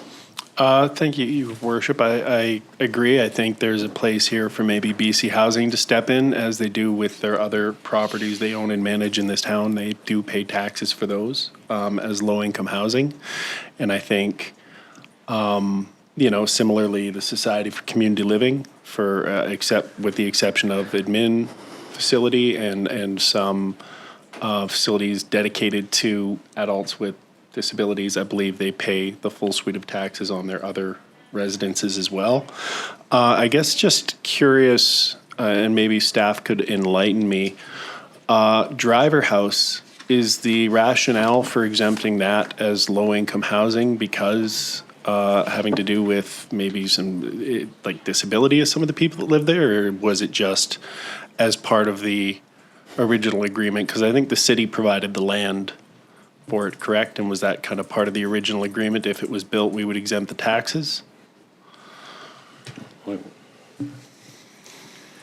through your worship, I think it's been a traditional exemption since it was constructed, and I wasn't involved at the time, obviously, but I think there may have been something to do with an agreement of when it was constructed about that. We donated the land. So yeah, that's, I'm sorry. I don't Yeah, I know mean, I'm not much. looking to kick a hornet's nest. I'm perfectly happy to support the, Yeah. well, not to say perfectly happy. It's sad to say no to anybody, especially given that they are making an effort to turn a very big ship around. But, you know, I really, as I noted, it would effectively double this line item in the budget as far as revenue foregone, which we're not really in a position to do. But also, it would set a precedent that I'm sure, you know, other low-income housing providers would be knocking at the door, and that would further exacerbate the budget challenges. So I'm going to vote to decline as well. Yeah, thank you, Councillor Earl. I agree with both of you and what was said, so definitely appreciate what they offer, so yeah. Any other discussion? No? All right, I am gonna, go ahead, Melissa. Just for clarification, I did receive information. I don't have concrete dates, but we haven't always exempted the driver house. And so there was a transition. So just so council is aware of that. Yeah, the previous council.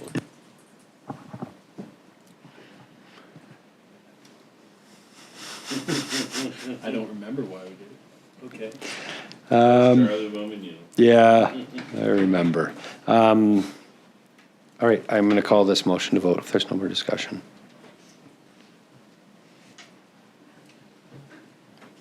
Vote is closed, it's carried.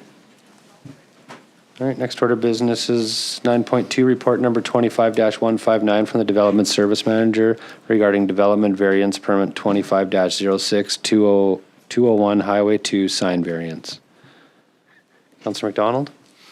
Thank you, Worship. I'd like to move that report number 25-159 from the Development Services Manager regarding development variance permit 25-06-201 Highway 2 signed variance be received. Further, that the development variance permit number 25-06 be approved to vary the maximum height for freestanding signs from 7.5 meters to 13 meters for the property located at 201 Highway 2. Thank you, Councillor Donald. Second, Councillor Apollonio. Any discussion? No? All right, I'll call this motion to vote. Vote is closed. It's carried. Next, 9.3, we have report number 25-166 from the General Manager, Development Services regarding request for proposal 2025-39 Dawson Creek Splash Park, designer and supplier selection. Councillor Earl. Thank you, Your Worship. I'll move the report that the recommendation that report number 25-166 from the General Manager of Development Services regarding request for proposals 2025-39 Dawson Creek Splash Park designer and supplier selection be received. Further, that council award the contract for RFP 2025-39 Dawson Creek Splash Park designer and supplier selection to Habitat Solutions for the quoted price of $1,799,988, not including GST. Thanks, Councillor Earl. Second, Councillor Kemp. Discussion. Councillor Earl? I guess, could I just ask staff to quickly give an because this RFP does look a little different than some of the other ones we do. If you could provide, I guess, some context for the public about why that is, I think it would be appreciated. Great question, Councillor. So through your worship, this RFP, as a proposal, was for a designer of the materials, so all of the features and water play features, as well as the mechanical systems, mechanical enclosure, washrooms, those things. The way a splash park works, there's no single designer out there who does the whole thing, does the concrete pad, the site works, all those things. We also need permitting, and permitting is a complex process. So first we need to have the mechanical system designed, including the tanks and everything, because it's a recirculating system, in order to do the permit process. Once we have that, this supplier now is locked in as the supplier.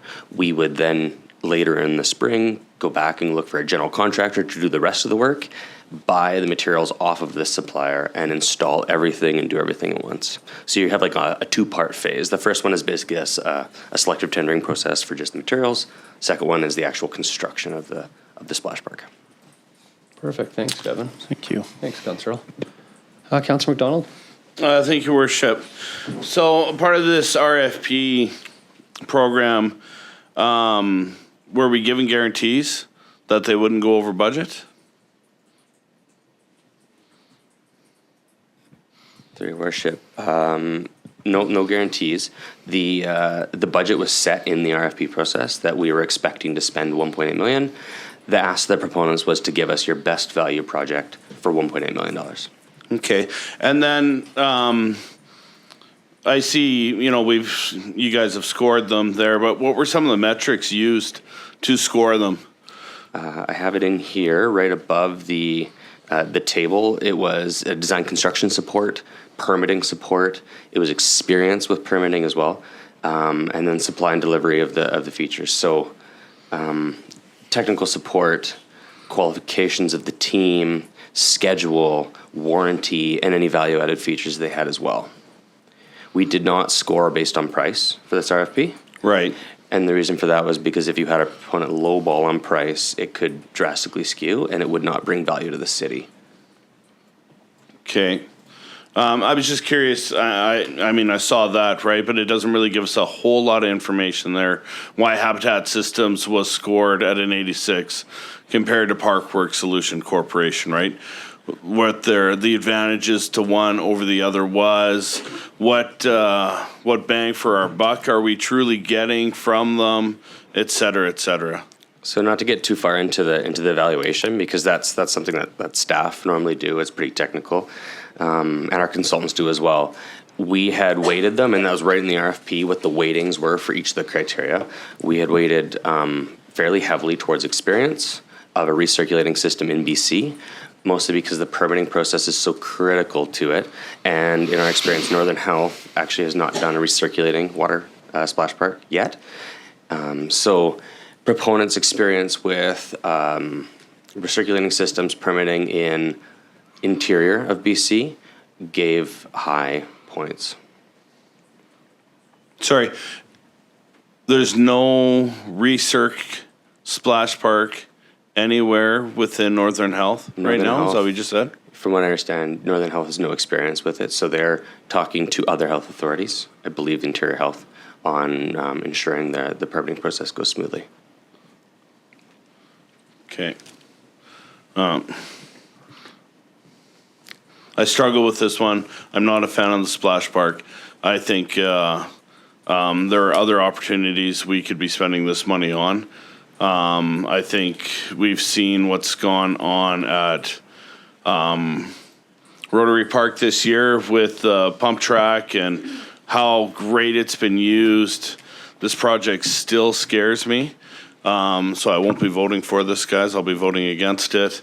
I think this would be a great opportunity for us to actually detour and reevaluate this project and look at further investment into Rotary Park and the proposals down there. Thanks, Councillor McDonald. Councillor Sudnick? Just for clarification then on this, so that $1.8 million request, is that just cost of parts? That's not including contractor installation, that's not finished cost on this project? Through your worship, that $1.8 million is for the design and supply of the materials. So the prices are set when the contractor were to purchase on behalf. That would be the cost of the materials. The other remaining funds for that project, I think it was 3.6 million, would be for the installation of and the construction of the rest of the splash park. Total 3.6. Yeah, sorry, total 3.6. Yes. Okay. And then recirculating water features, wasn't the missing pad or splash park at Milesville Park a recirc system? No, I don't believe it is. It's a flow Yes, through. it was. It was? It was a recirc system, yes, and it didn't work well. Why didn't it work well? And why are we going to build a bigger one that might not work well? Well, so we've been given direction by council to build a splash park or to move forward with a splash park and a recirculating system because it uses a fraction of the water of what a flow-through system is. So that's the direction we've been given. That's what we recommended because that's what the public want. They, through our engagement, they have told us repeatedly that they don't want a misting pad, that they want a splash park. So that's what we brought forward. But council doesn't want to do it, just let us know and we'll stop now. Just kind of seems like there's a lot of uncertainty still moving forward with this, with, you know, what costs are going to be, what permitting is going to look like, what Northern Health's involvement is going to be like. So it's, as I previously voted, I'm with Councillor McDonald on this one, where I'm still, this one makes me nervous. So, thank you. Thanks, Councillor Sednick. Councillor McDonald? Thank you. And I don't want to keep kicking this horse, right? But it seems very hypocritical of us as a community in the city right now to say we're about to go to stage 3 water restrictions. We're being asked to vote on that today. And we're still moving forward with a splash park build. I think time and a place for everything, even though it is a recirc and it's minimal usage. I think time and a place. When we are a little more fiscally able, we have water surety, then would be a time to look into doing a big water feature in our community. I don't think this is the right time. Thanks, Councillor McDonald. Councillor Earl? Thank you, Your Worship. Question through to staff. In your engagement in obviously investigating the recirc systems that exist in the interior, and if I recall correctly, the issue with Mile Zero Park Society is the maintenance of the recirc system was beyond the scope of their ability, and as a result, it was not the right fit for them. Do we have any? Does staff have any concerns about our capacity to maintain it in-house? So through your worship, Ryan and I have talked about this. This is something that we have qualified staff at the pool that are on the mechanical side and the maintenance side that have pool operating certifications. Those would be the individuals that we'd be looking to task to oversee this, operate it, because you would need to have some certification to do it. So I guess the short answer is no, we believe that we have the ability to do that, and that will be wrapped up in the operational budget.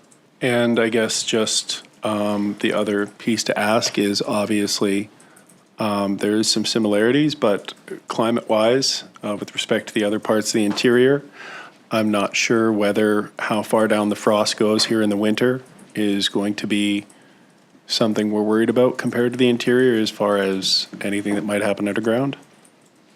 Obviously it's going to have to be winterized and blown out, and that it's really no different than a really fancy irrigation system. But if you don't do it, you're going to have obviously issues. But that'll be part of it. Okay, thank you guys. Thanks, Councillor Earl. I just want to, any other discussion? No, I'm going to just speak a little bit to this. I want to thank you for the report. I liked seeing the environmental part in here, that it's 1,000 times less water flow than a flow-through system. Also that it's 15 cubes a month that it would use. So it's just nice to see that. I did one on the financial part on the remaining 1.8 million. It doesn't mention that includes the washrooms. I just want to confirm that does, like the 3.6 is all inclusive of the splash park and getting washrooms there. Yes, through your worship, it is that total budget is inclusive of the washrooms. The washrooms are included in this 1.8 million materials purchase. Yeah, okay, thank you.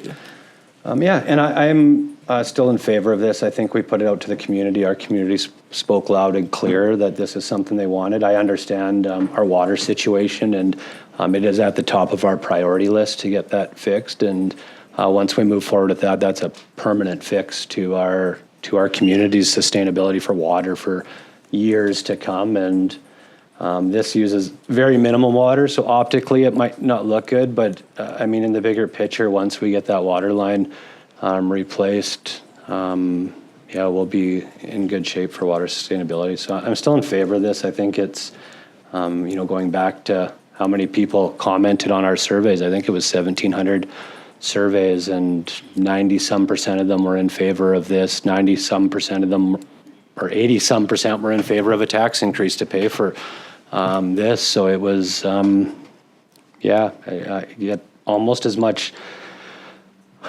conversation on this and from our community as we do for an election. So I'm in favor of it. I think it's our community. Councillor Earl brought up once a while ago that this is something that this community's been talking about for a long time. I think it was 15 years you dated it back. So Relay closed in 2016, so I think, yeah, so 10 years, 9 years, yeah. So another thing I want to add is I was talking to Mile Zero Park Society, and they, you know, were a little late getting the misting pad open because of, you know, some of the water infrastructure that needed to be replaced there. But on day one, Alex said there was 200 people that used it.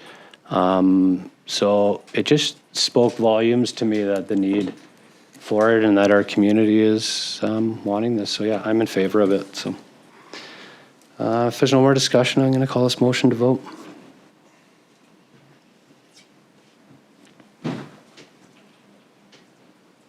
Vote is closed, and it's carried. 2 opposed, Councillor McDonald, Councillor Sudnick. Next order of business is 9.4, report number 25-167 from the Public Works Manager, request for quotation 2025-38 tandem axle dump truck with slide in sander plow. Councillor Earl.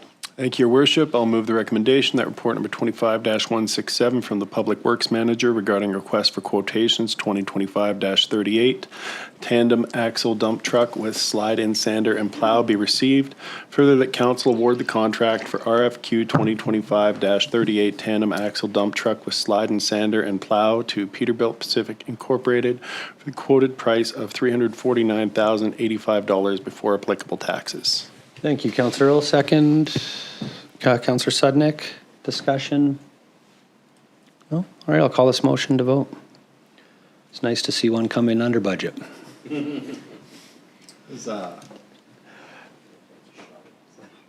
Vote is closed. That wasn't a shot at you. That was a good job. You celebrate. Is everybody in? Yeah, vote is closed and it's carried. I won't comment anymore after I call the vote. Sorry about that. Next, 9.5, we have report number 25-169 from the Chief Administrative Officer regarding water conservation measures, Stage 3. Councillor Kempf. Thank you, Your Worship. I'll move the recommendation, the report number 25-169 from the Chief Administrative Officer regarding water conservation measures, Stage 3 be received. Further, that Council direct staff to issue a notice of Stage 3 water conservation measures effective September 11th, 2025.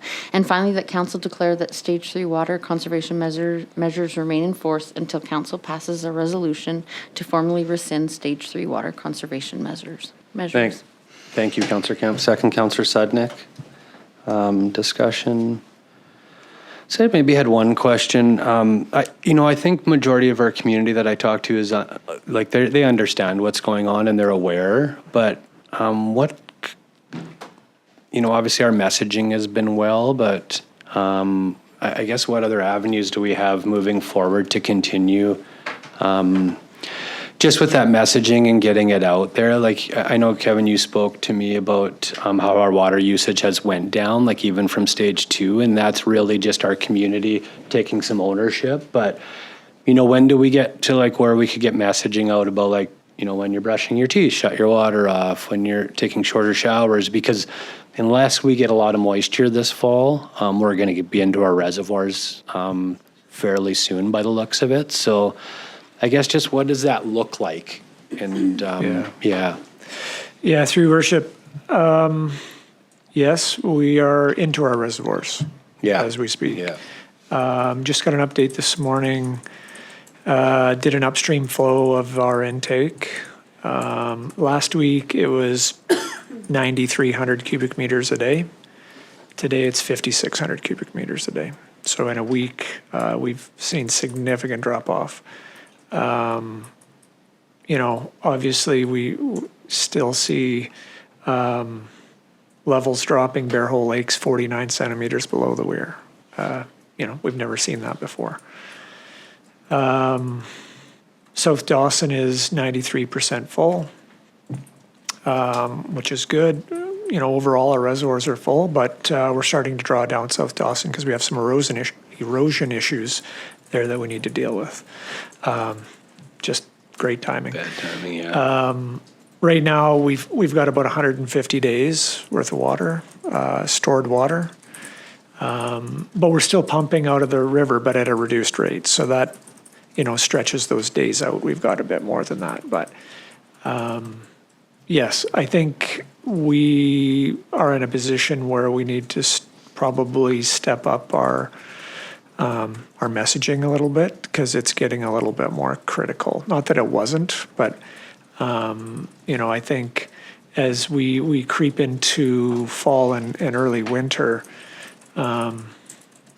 you're right. You know, if we don't get any significant moisture before freeze up, we are going to be relying solely on reservoirs. So yeah, obviously, if that's going to be the case, we're going to want to stretch that out as long as we can.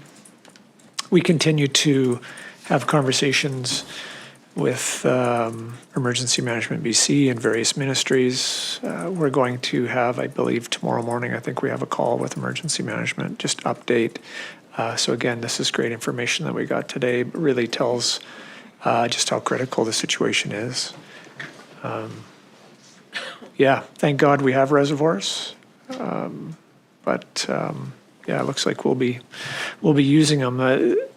The concern is that we get into freeze up and we haven't had the moisture, and then really the clock's ticking. And honestly, it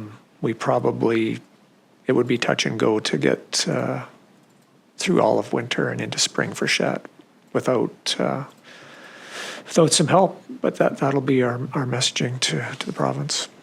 Yeah, and we did get UBCM approval that we're meeting with the three ministries. So Yeah. our goal there is to really just request that that Kevin and I can get down to Victoria and meet with all three of them for a couple hours and really understand what this looks like, but also what our solution looks like and getting the line, like how do we get that to the finish line? So we want to spend time with all three of the ministries to really understand how we get through this winter, because at one point we're going to need waters from somewhere to our reservoirs.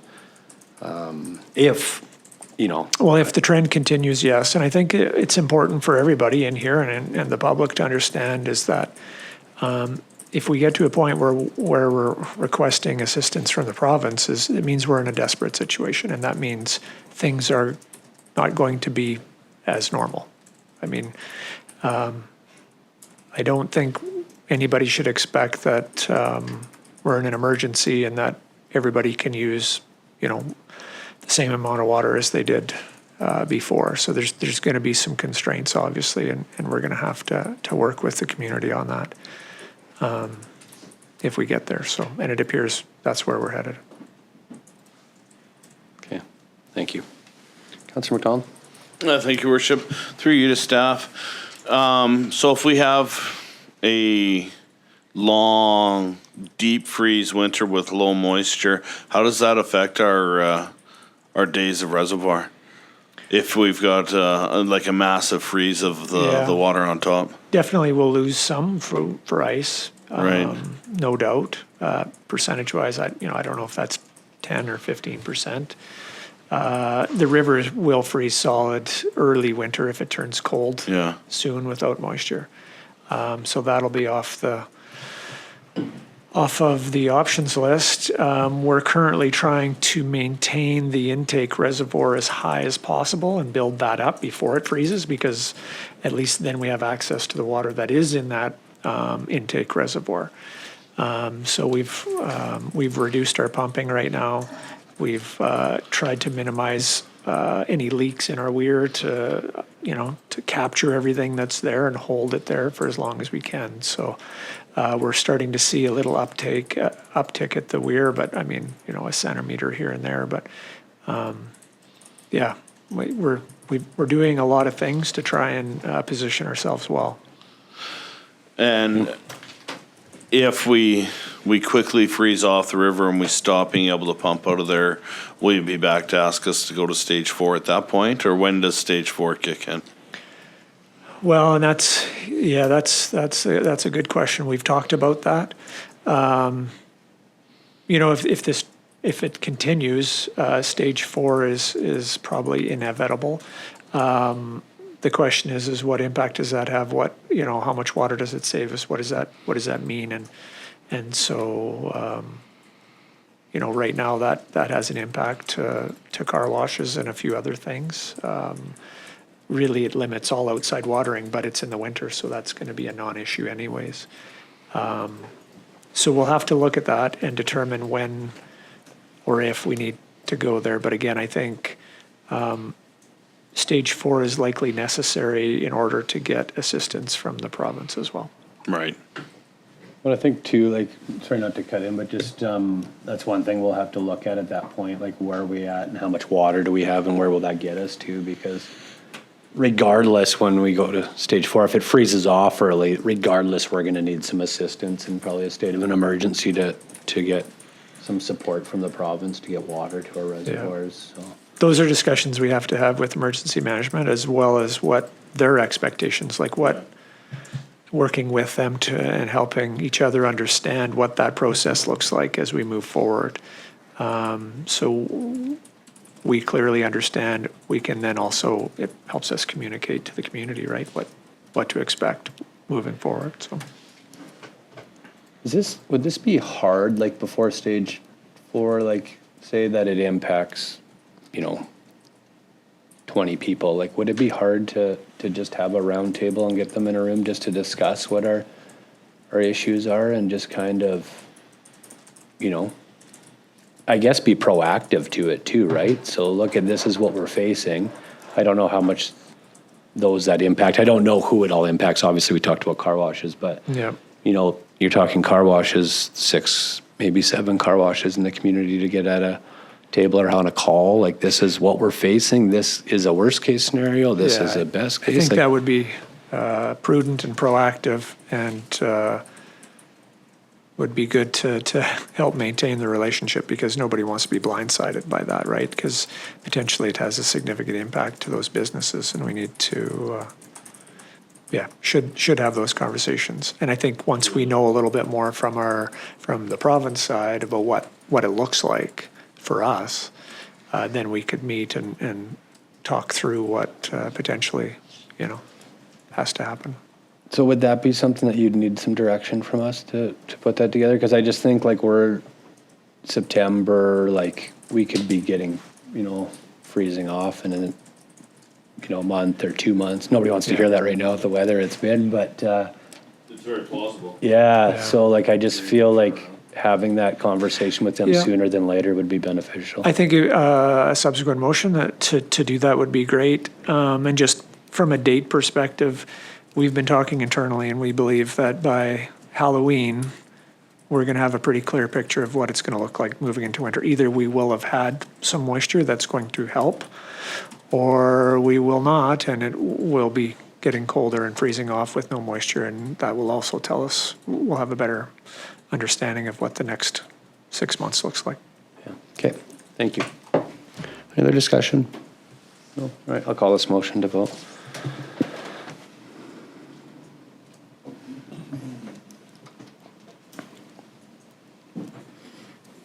Vote is closed, and it's carried. Councillor McDonald? Thank you, Worship. Building on the conversation, I'd like to make the motion to have staff approach who they feel is necessary for a conversation about an impending stage 4 water closure or water restriction. Yeah, or those that it affects. And those that it affects, right? Okay. Thank you, Councillor McDonald. Second, Councillor Kemp.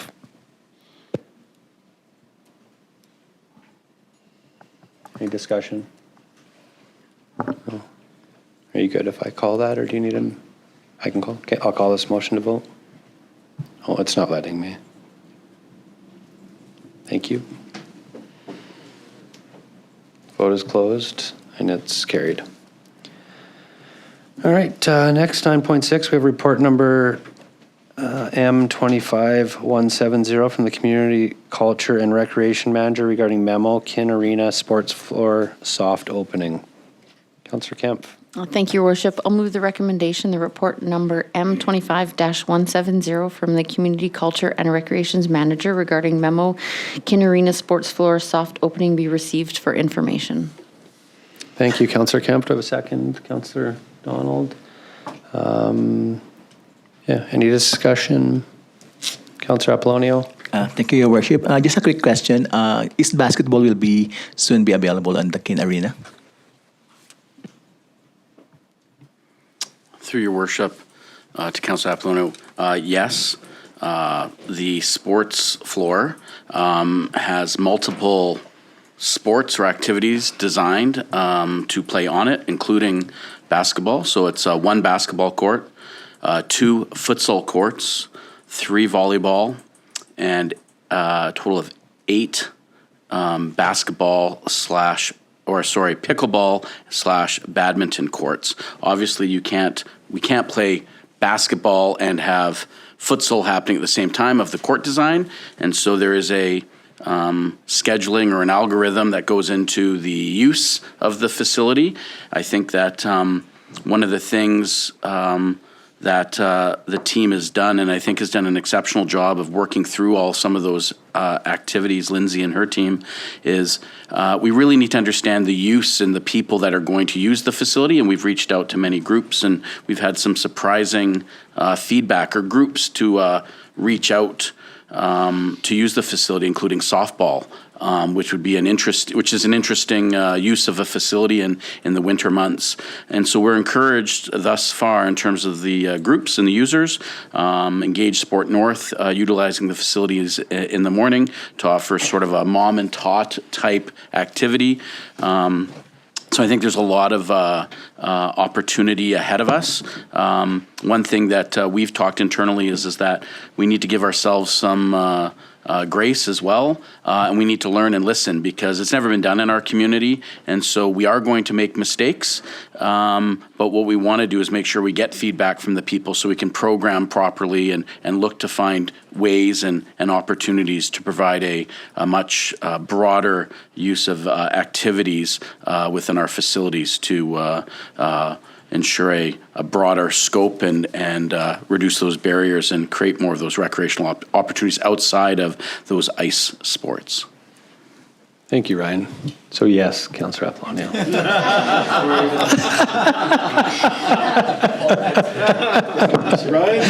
Just in case you misunderstood, it was yes to your question.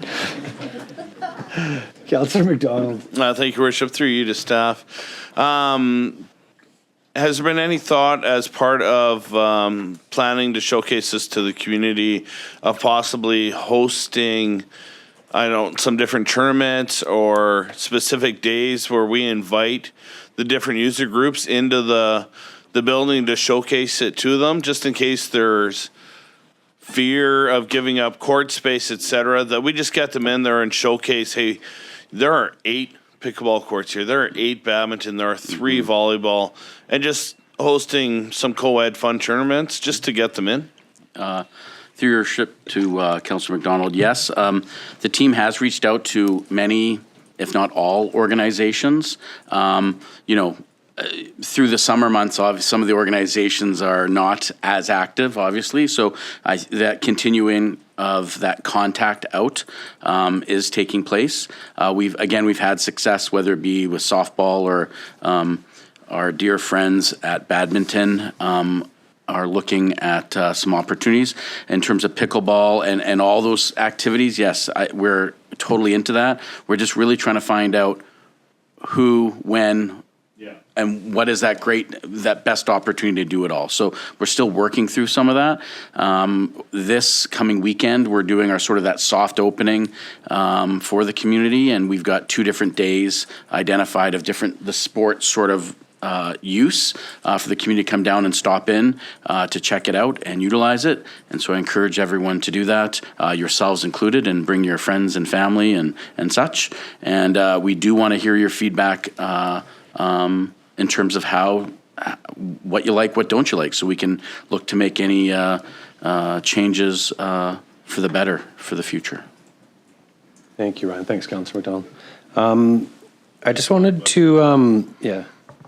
to thank Lindsay, yourself, Ryan, and the team for all the work down there, this report, but also all the work that's been put in down there. We've seen it a few times in a few tours, but yeah, it's an amazing looking facility, and just excited to offer that to the community. But I also appreciate how you mentioned in your answer to Councillor Apollonio about listening and learning and making mistakes. And I appreciate that, because that's the reality we live in, is that we are going to make mistakes and we need to learn from it. So just appreciated hearing that, and then just that openness. So good job to everybody. So thank you.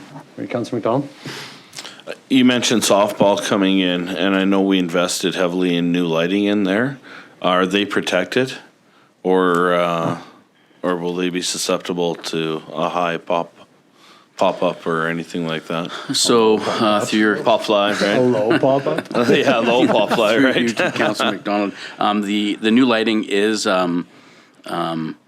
I don't know what the word you want to use, shatter resistant, right? Oh, okay. But I think it's like anything, if a baseball or a softball is going right at it at whatever speed, I think there could be some damage and stuff, right? But the lenses and stuff are shatter resistant, so they're not going to call it like a fluorescent tube that would shatter and get glass everywhere. So part of the investments that have happened this year is to ensure that the longevity of the lighting and whether it's again a sports floor or an arena or whatever it might be are to ensure the long benefits for either sport. I'm in terms of the softball aspect, I think that there probably will be, as those conversations happen and work through it and they get in the facility, right? It's, I think, some opportunity for sure hitting and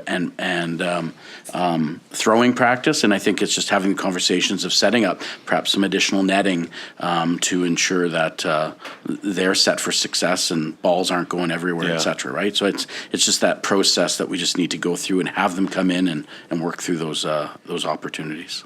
Beautiful. Thanks, Thank you. McDonald. Any other discussion? No? All right, I'll call, actually, that was for information.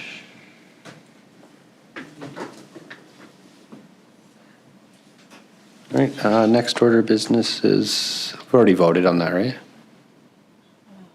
Oh, I didn't call it? All right, I'll call that motion to vote.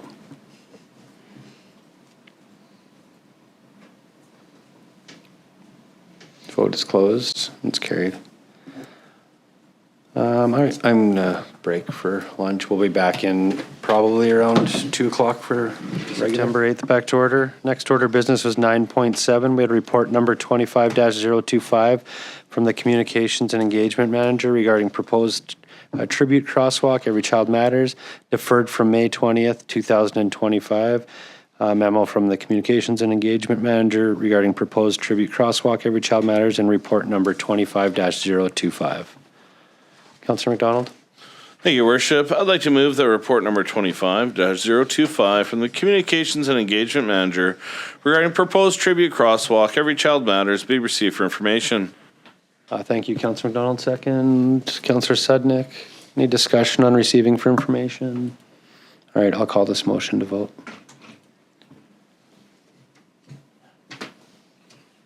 Vote is closed. It's carried. Thank you, Councillor McDonald. Next, 9.8, we have report number M25-169 173 from the Communications and Engagement Manager regarding Memo Deferred motion regarding inclusive mural proposal. Councillor McDonald? Thank you, Worship. I'd like to move that council direct staff to refer the inclusive mural proposal as outlined in report number 24-129 from the Communications Engagement Manager dated October 21, 2024 to the Public Art Advisory Committee for review and recommendation in accordance with the city's public art policy. Second, Councillor Apollonio. Thank you, Councillor McDonald. Any discussion? Oh, all right, I'll call this motion to vote. Vote is closed and it's carried. Next, 10 bylaws. We have 10.1, report number 25-152 from the city planner regarding zoning amendment 25-04, bylaw number 4611, 2025. Sorry, what was that? Oh, I was blessing her. She sneezed. Oh, Sorry. I didn't even catch that. For consideration of adoption. Councillor Sudnick? Thank you, Worship. Move recommendation, report number 25-152 from the city planner regarding zoning amendment 25-04, bylaw number 4611, 2025 be received. Further, that zoning amendment 25-04, bylaw number 4611, 2025 be adopted. Thank you, Councillor Sudnick. Second, Councillor Kemp. Any discussion? Well, I'll call this motion to vote. Vote is closed. It's carried. Next, 10.2, report number 20. I thought I was missing something. 10.2, report number 25-157 from the city planner regarding OCP amendment 25-02, bylaw number 4614, 2025, and zoning amendment 25-05, bylaw number 4615, 2025, for consideration of first and second readings. Councillor Earl. Thank you, Your Worship. I'll move the recommendation that report number 25-157 from the city planner regarding official community plan amendment 25-02, bylaw number 4614, 2025, and zoning amendment 25-02, bylaw number 4615, 2025 be received. Further, that OCP amendment 25-02, bylaw number 4614, 2025, and zoning amendment 25-05, bylaw number 4615, 2025 be given first and second reading. Thank you, Councillor Earl. Second, Councillor Sudnick. Discussion? Nothing. I'll call this motion to vote. Vote is closed. It's carried. Next, we have 10.3, report number 25-154 from the Chief Financial Officer regarding asset management reserve fund bylaw number 4612, 2025 for consideration of first three readings. Councillor McDonald? Thank you, Your Worship. I'd like to move the report number 25-154 from the Chief Financial Officer regarding Asset Management Reserve Fund, bylaw number 4612, 2025, be received. Further, that Asset Management Reserve Fund bylaw number 4612, 2025 be given first three readings. Thank you, Councillor McDonald. Second, Councillor Kemp. Any discussion? All right, I'll call this motion to vote. Vote is closed and it's carried. Next, 10.4, we have report number 25-158 from the city planner regarding zoning amendment 25-06, bylaw number 4616, 2025 for consideration of first three readings. Councillor Sudnick. Thank you, Your Worship. I'll move recommendation that report number 25-158 from the city planner regarding zoning amendment 25-06, bylaw number 4616, 2025 be received. Further, that zoning amendment 25-06, bylaw number 4616, 2025 be given first three readings. Thank you, Councillor Sudnick. Do I have a second? Councillor Apollonio. Need discussion? I'll call this motion to vote. Vote is closed. It's carried. Next, 10.5, report number 25-165 from the Deputy Corporate Officer regarding bylaw notice enforcement amendment, bylaw number 4613, 2025 for consideration of first three readings. Councillor Kemp. Thank you, Your Worship. I'll move the recommendation, the report number 25-165 from the Deputy Corporate Officer regarding Bylaw Notice Enforcement Amendment, Bylaw number 4613, 2025 be received. Further, that Bylaw Notice Enforcement Amendment, Bylaw number 4613, 2025 be given first three readings. Thank you, Councillor Kemp. Do I have a second? Councillor McDonald, any discussion? I'll call this motion to vote. Vote is closed. It's carried. Next, 10.6, we have report number 25-171 from the Deputy Corporate Officer regarding fees and charges amendment bylaw number 4617, 2025 for consideration of first three readings.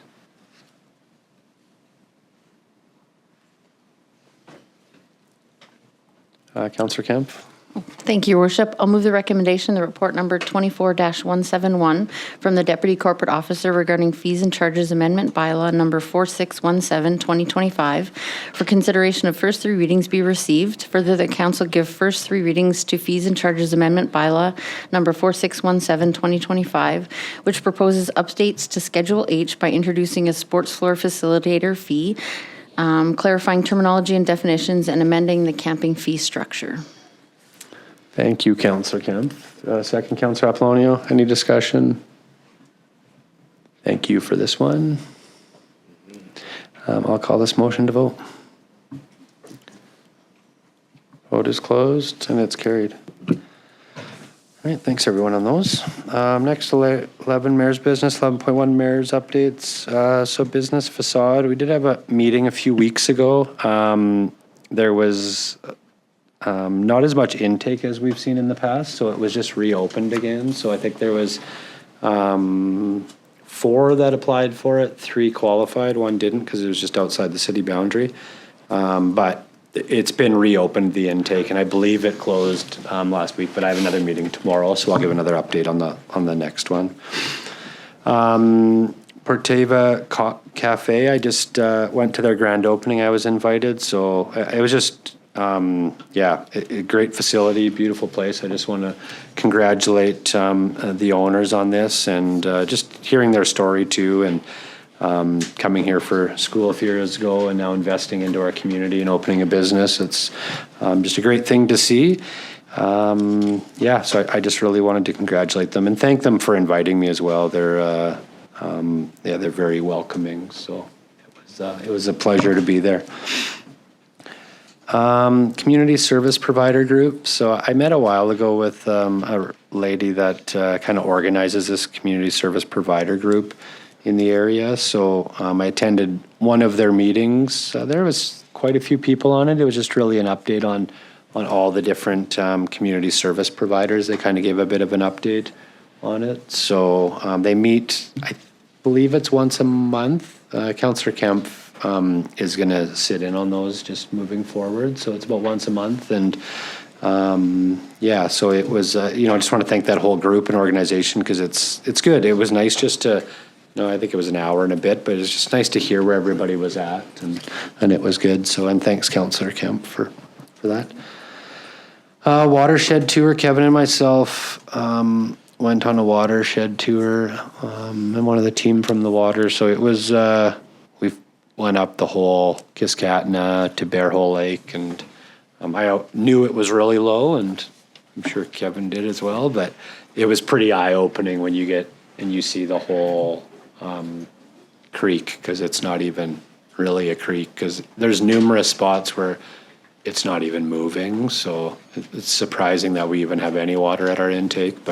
And then when you go up to Bear Hole Lake and you see that, I think it 40 centimeters below the weir it is, but when you see that, you really understand clearly how our water situation is. And the other thing that I didn't know is that when you go up the Kiskatna, it is all ground fed. Like it's just in a valley basically, but not a mountain valley, just a hill valley. So you can see like where the ground would be dry, and even if we got a lot of moisture, that ground will absorb it before it even gets to the Kiskatna. So it was really eye-opening. And then Bear Hole, I mean, it's closer to Tumbler, but it's not right in the Alpine or anything. Like you're not getting significant runoff from the mountains or the Alpine. So Yeah, it was just, it was extremely beneficial just to see it firsthand and to help really what it's going to take to get through to the finish line on the next part. So it was, it was pretty valuable. It was eye-opening, really.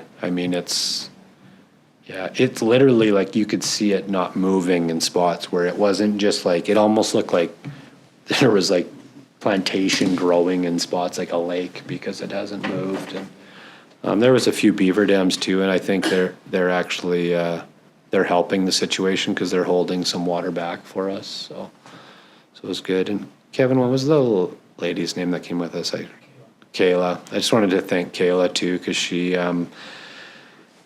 like having her as our tour guide was like phenomenal. Like not only just all the information she knew, but she's got a real genuine passion for it. And it was very clear on that, like how much of her, it's not just a job to her, how much of her heart she puts into it. So if you guys can just thank her, like it was phenomenal to see that. Not phenomenal to see our water situation, but I think it was pretty like eye-opening to see it. So yeah. Rotary Club, I've met at both Rotary Club meetings. I usually go there about quarterly or biannually just to kind of give an update on what's going on in the city. So both of these, Kevin and I attended one, and then I attended the other one by myself. But it was just basically on the water security and our issues that we're facing and what the next little bit looks like, what we're at, what happened within the last year and a half. First one I attended with Kevin, so it was nice to have Kevin's expertise there to answer a lot of questions. So, and then the second one, there was some Rotary members that were at the first one, so they were judging me because Kevin wasn't there. So, specifically Fred Fedema, but he said I passed and did well. So I think he is planning to report that back to Kevin. So. Next, interprovincial meeting. So I had an interprovincial meeting on behalf of the Peace River Regional District. It's a really, I find it very valuable. We did finalized like a term of reference. So we do it with the County of Grand Prairie, Saddle Hills. Well, pretty much most of the Clear Hills County, Saddle Hills, County of Grand Prairie, and the Peace River Regional District. We're all there. There was probably at least 40 people there. So it was in Saddle Hills. Yeah, so some of the topics there were mental health in the recovery facility in the County of Grand Prairie, Alberta and BC fire counterparts, solid waste regional district. There was some good conversation around that. The highway to BC twinning project, rail opportunities. That's a big push coming from that side of the border, is reopening the rail. Ecological corridors, Clear Hills County gave a bit of a presentation, and then, so it was good. If any questions, just ask me on that. It's pretty, it's pretty educational. You might think because it's interprovincial, it might not be, but it's not. There's a lot of things that we can work together on, and clearly by the attendance, not the only one that felt there was value in it because it was well attended. So,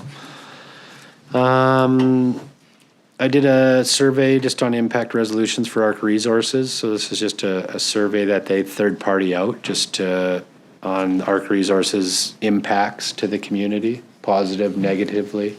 So I just did an interview on that, and it was good. It took a bit to go through, but there's a lot of questions they asked, but it was good. And then I just thought it was good to put on here because I found it pretty valuable that actually ARC reaches out to do this. Like they do a lot in the community, and they do a lot, like a lot of industry and a lot of businesses, they do a lot behind the scenes too. That it's not always waving their flag. So it was just neat to see, like that's what this survey was about, is really what their impacts are positively and negatively in the community. So they take it upon themselves to do this study. So Minister Osborne, I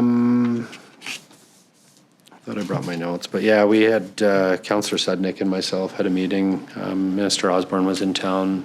I'm not sure if it was last week or the week before, but she she met with us. We've had a few meetings with her, actually, with doctors a month ago, and then we had just a kind of a follow-up meeting. But yeah, we had, I guess first I attended a hospital tour with her with the regional district.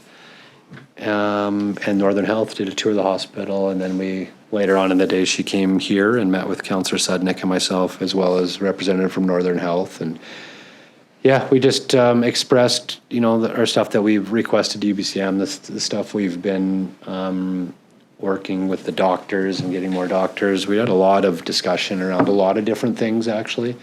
It was pretty good. It was supposed to be 45 minutes. We got an hour and 15 minutes.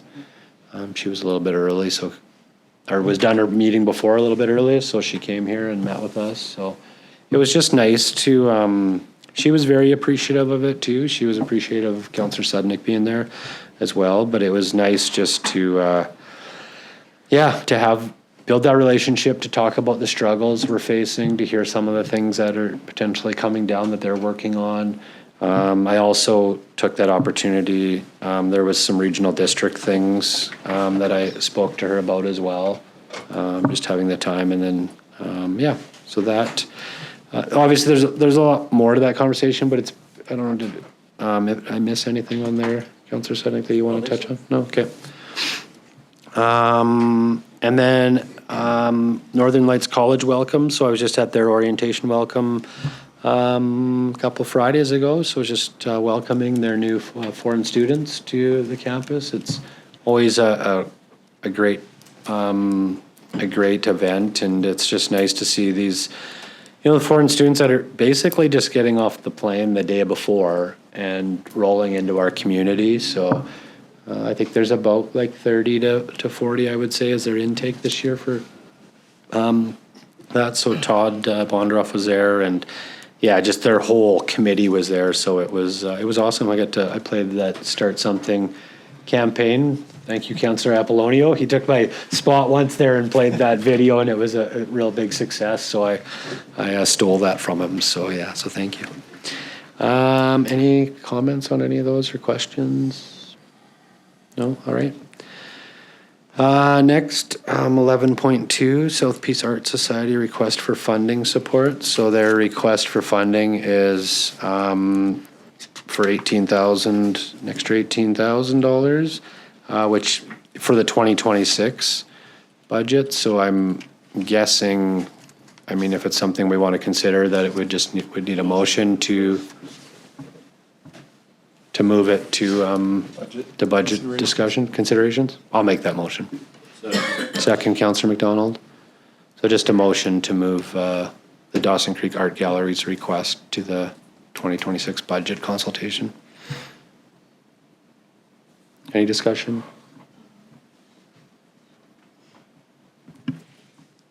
Just 2026 budget discussions, not consultation? Or budget discussions, yeah. Okay. Is that right? Yeah. Okay. That's why I shouldn't make the motions. No, just kidding. All right, any discussion? I will call this motion to vote. Vote is closed. It's carried. 11.3.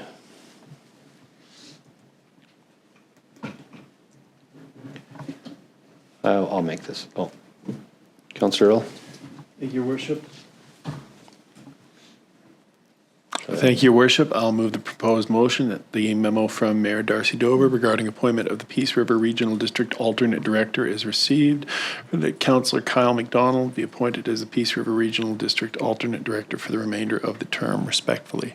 Thank you, Councillor Earl. Second, Councillor Kempf.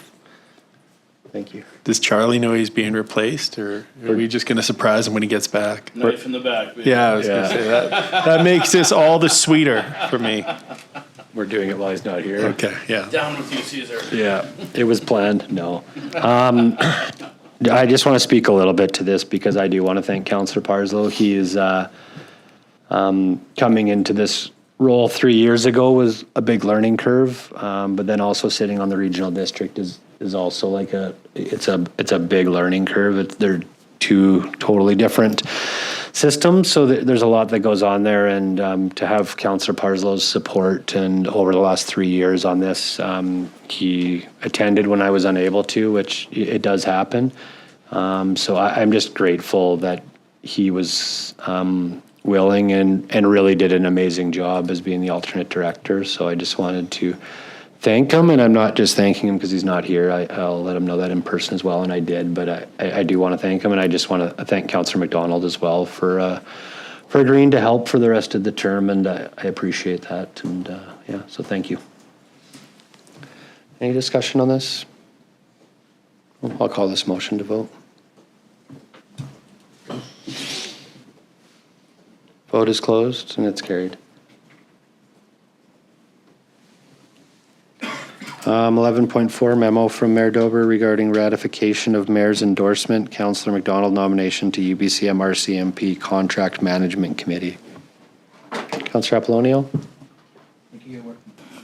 Thank you, Your Worship. I repose the proposed motion that Council ratify the Mayor's endorsement of Councillor McDonald's application to serve on the Local Government RCMP Contract Management Committee for communities with a population over 5,000 as submitted to the Union of BC Municipalities prior to the September 5, 2025 deadline. Thank you, Councillor Apollonio. Second, Councillor Kemp. Any discussion?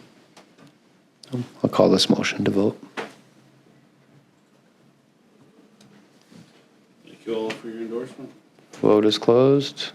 You should have thanked before, after I closed it.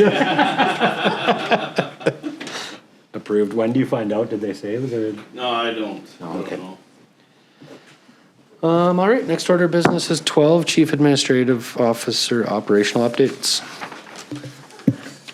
Your Worship, I think we covered most of it off today. I was just going to give an update on water again, and we talked fairly thoroughly on that in that report, Okay. so I don't really have anything else. All right, thank you. Any questions for them? All right.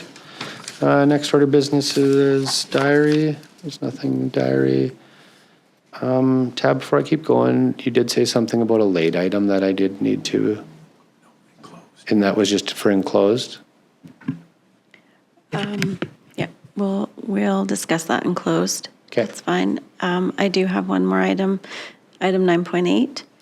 There's a motion that was on the floor, and within the memo, staff asked council to not reconsider, but consider that motion and vote. It's on the floor. So in the memo, it states that staff was suggesting that the motion be defeated, and the subsequent motion was the recommendation in the memo, which you guys passed. So we need to deal with that motion that's on the floor. Okay. And there was already a mover and a seconder. It's on the floor. It's just ready for a vote. So we could Okay. pull. So because we've done the other one, we just need to call the vote and defeat it. So That's right. Okay. What is the motion we're defeating?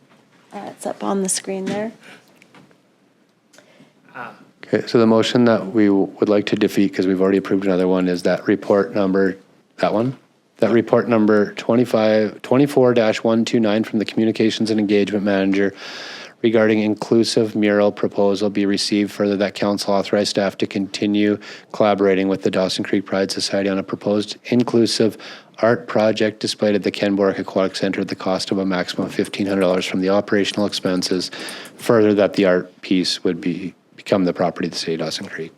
So the reason that staff is suggesting that it be defeated is because the proposal that was introduced in the memo itself will be referred to the art committee under the policy that was adopted. Okay. Thank you. Everybody understand? Okay. We're a real government, I promise. No, yeah. Well, I can't tell you how to vote, but we would like to defeat it, so no, yes. All right, call this to vote. So no is defeating, yes is approving. Moving on. Are we good? Sorry, I wasn't paying attention. Votes closed, and it's defeated, all 5 opposed. All right, thanks, Tab. All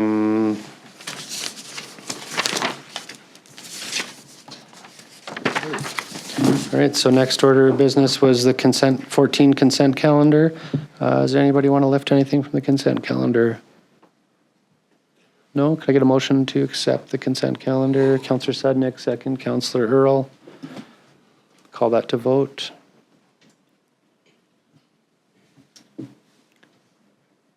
Vote is closed and it's carried. Media questions, none. 16.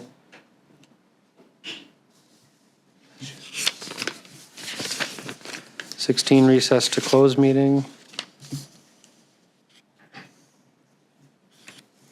Resolution to move into meeting of council closed to the public. I just read it all out again. Through your worship, the first one, so we're going back in to discuss item 5.1 and 6.1. Okay. All right, so just the first one. So agenda item 5161, section 91K, negotiations and related discussions respecting the proposed provision of a municipal service that are at their preliminary stages, and that, in the view of the council, could reasonably be expected to harm the interests of the municipality if they were held in public. Motion to accept, Councillor Sudnick, second Councillor McDonald. I'll call that to vote. Vote is closed and it's carried. Thanks, everyone.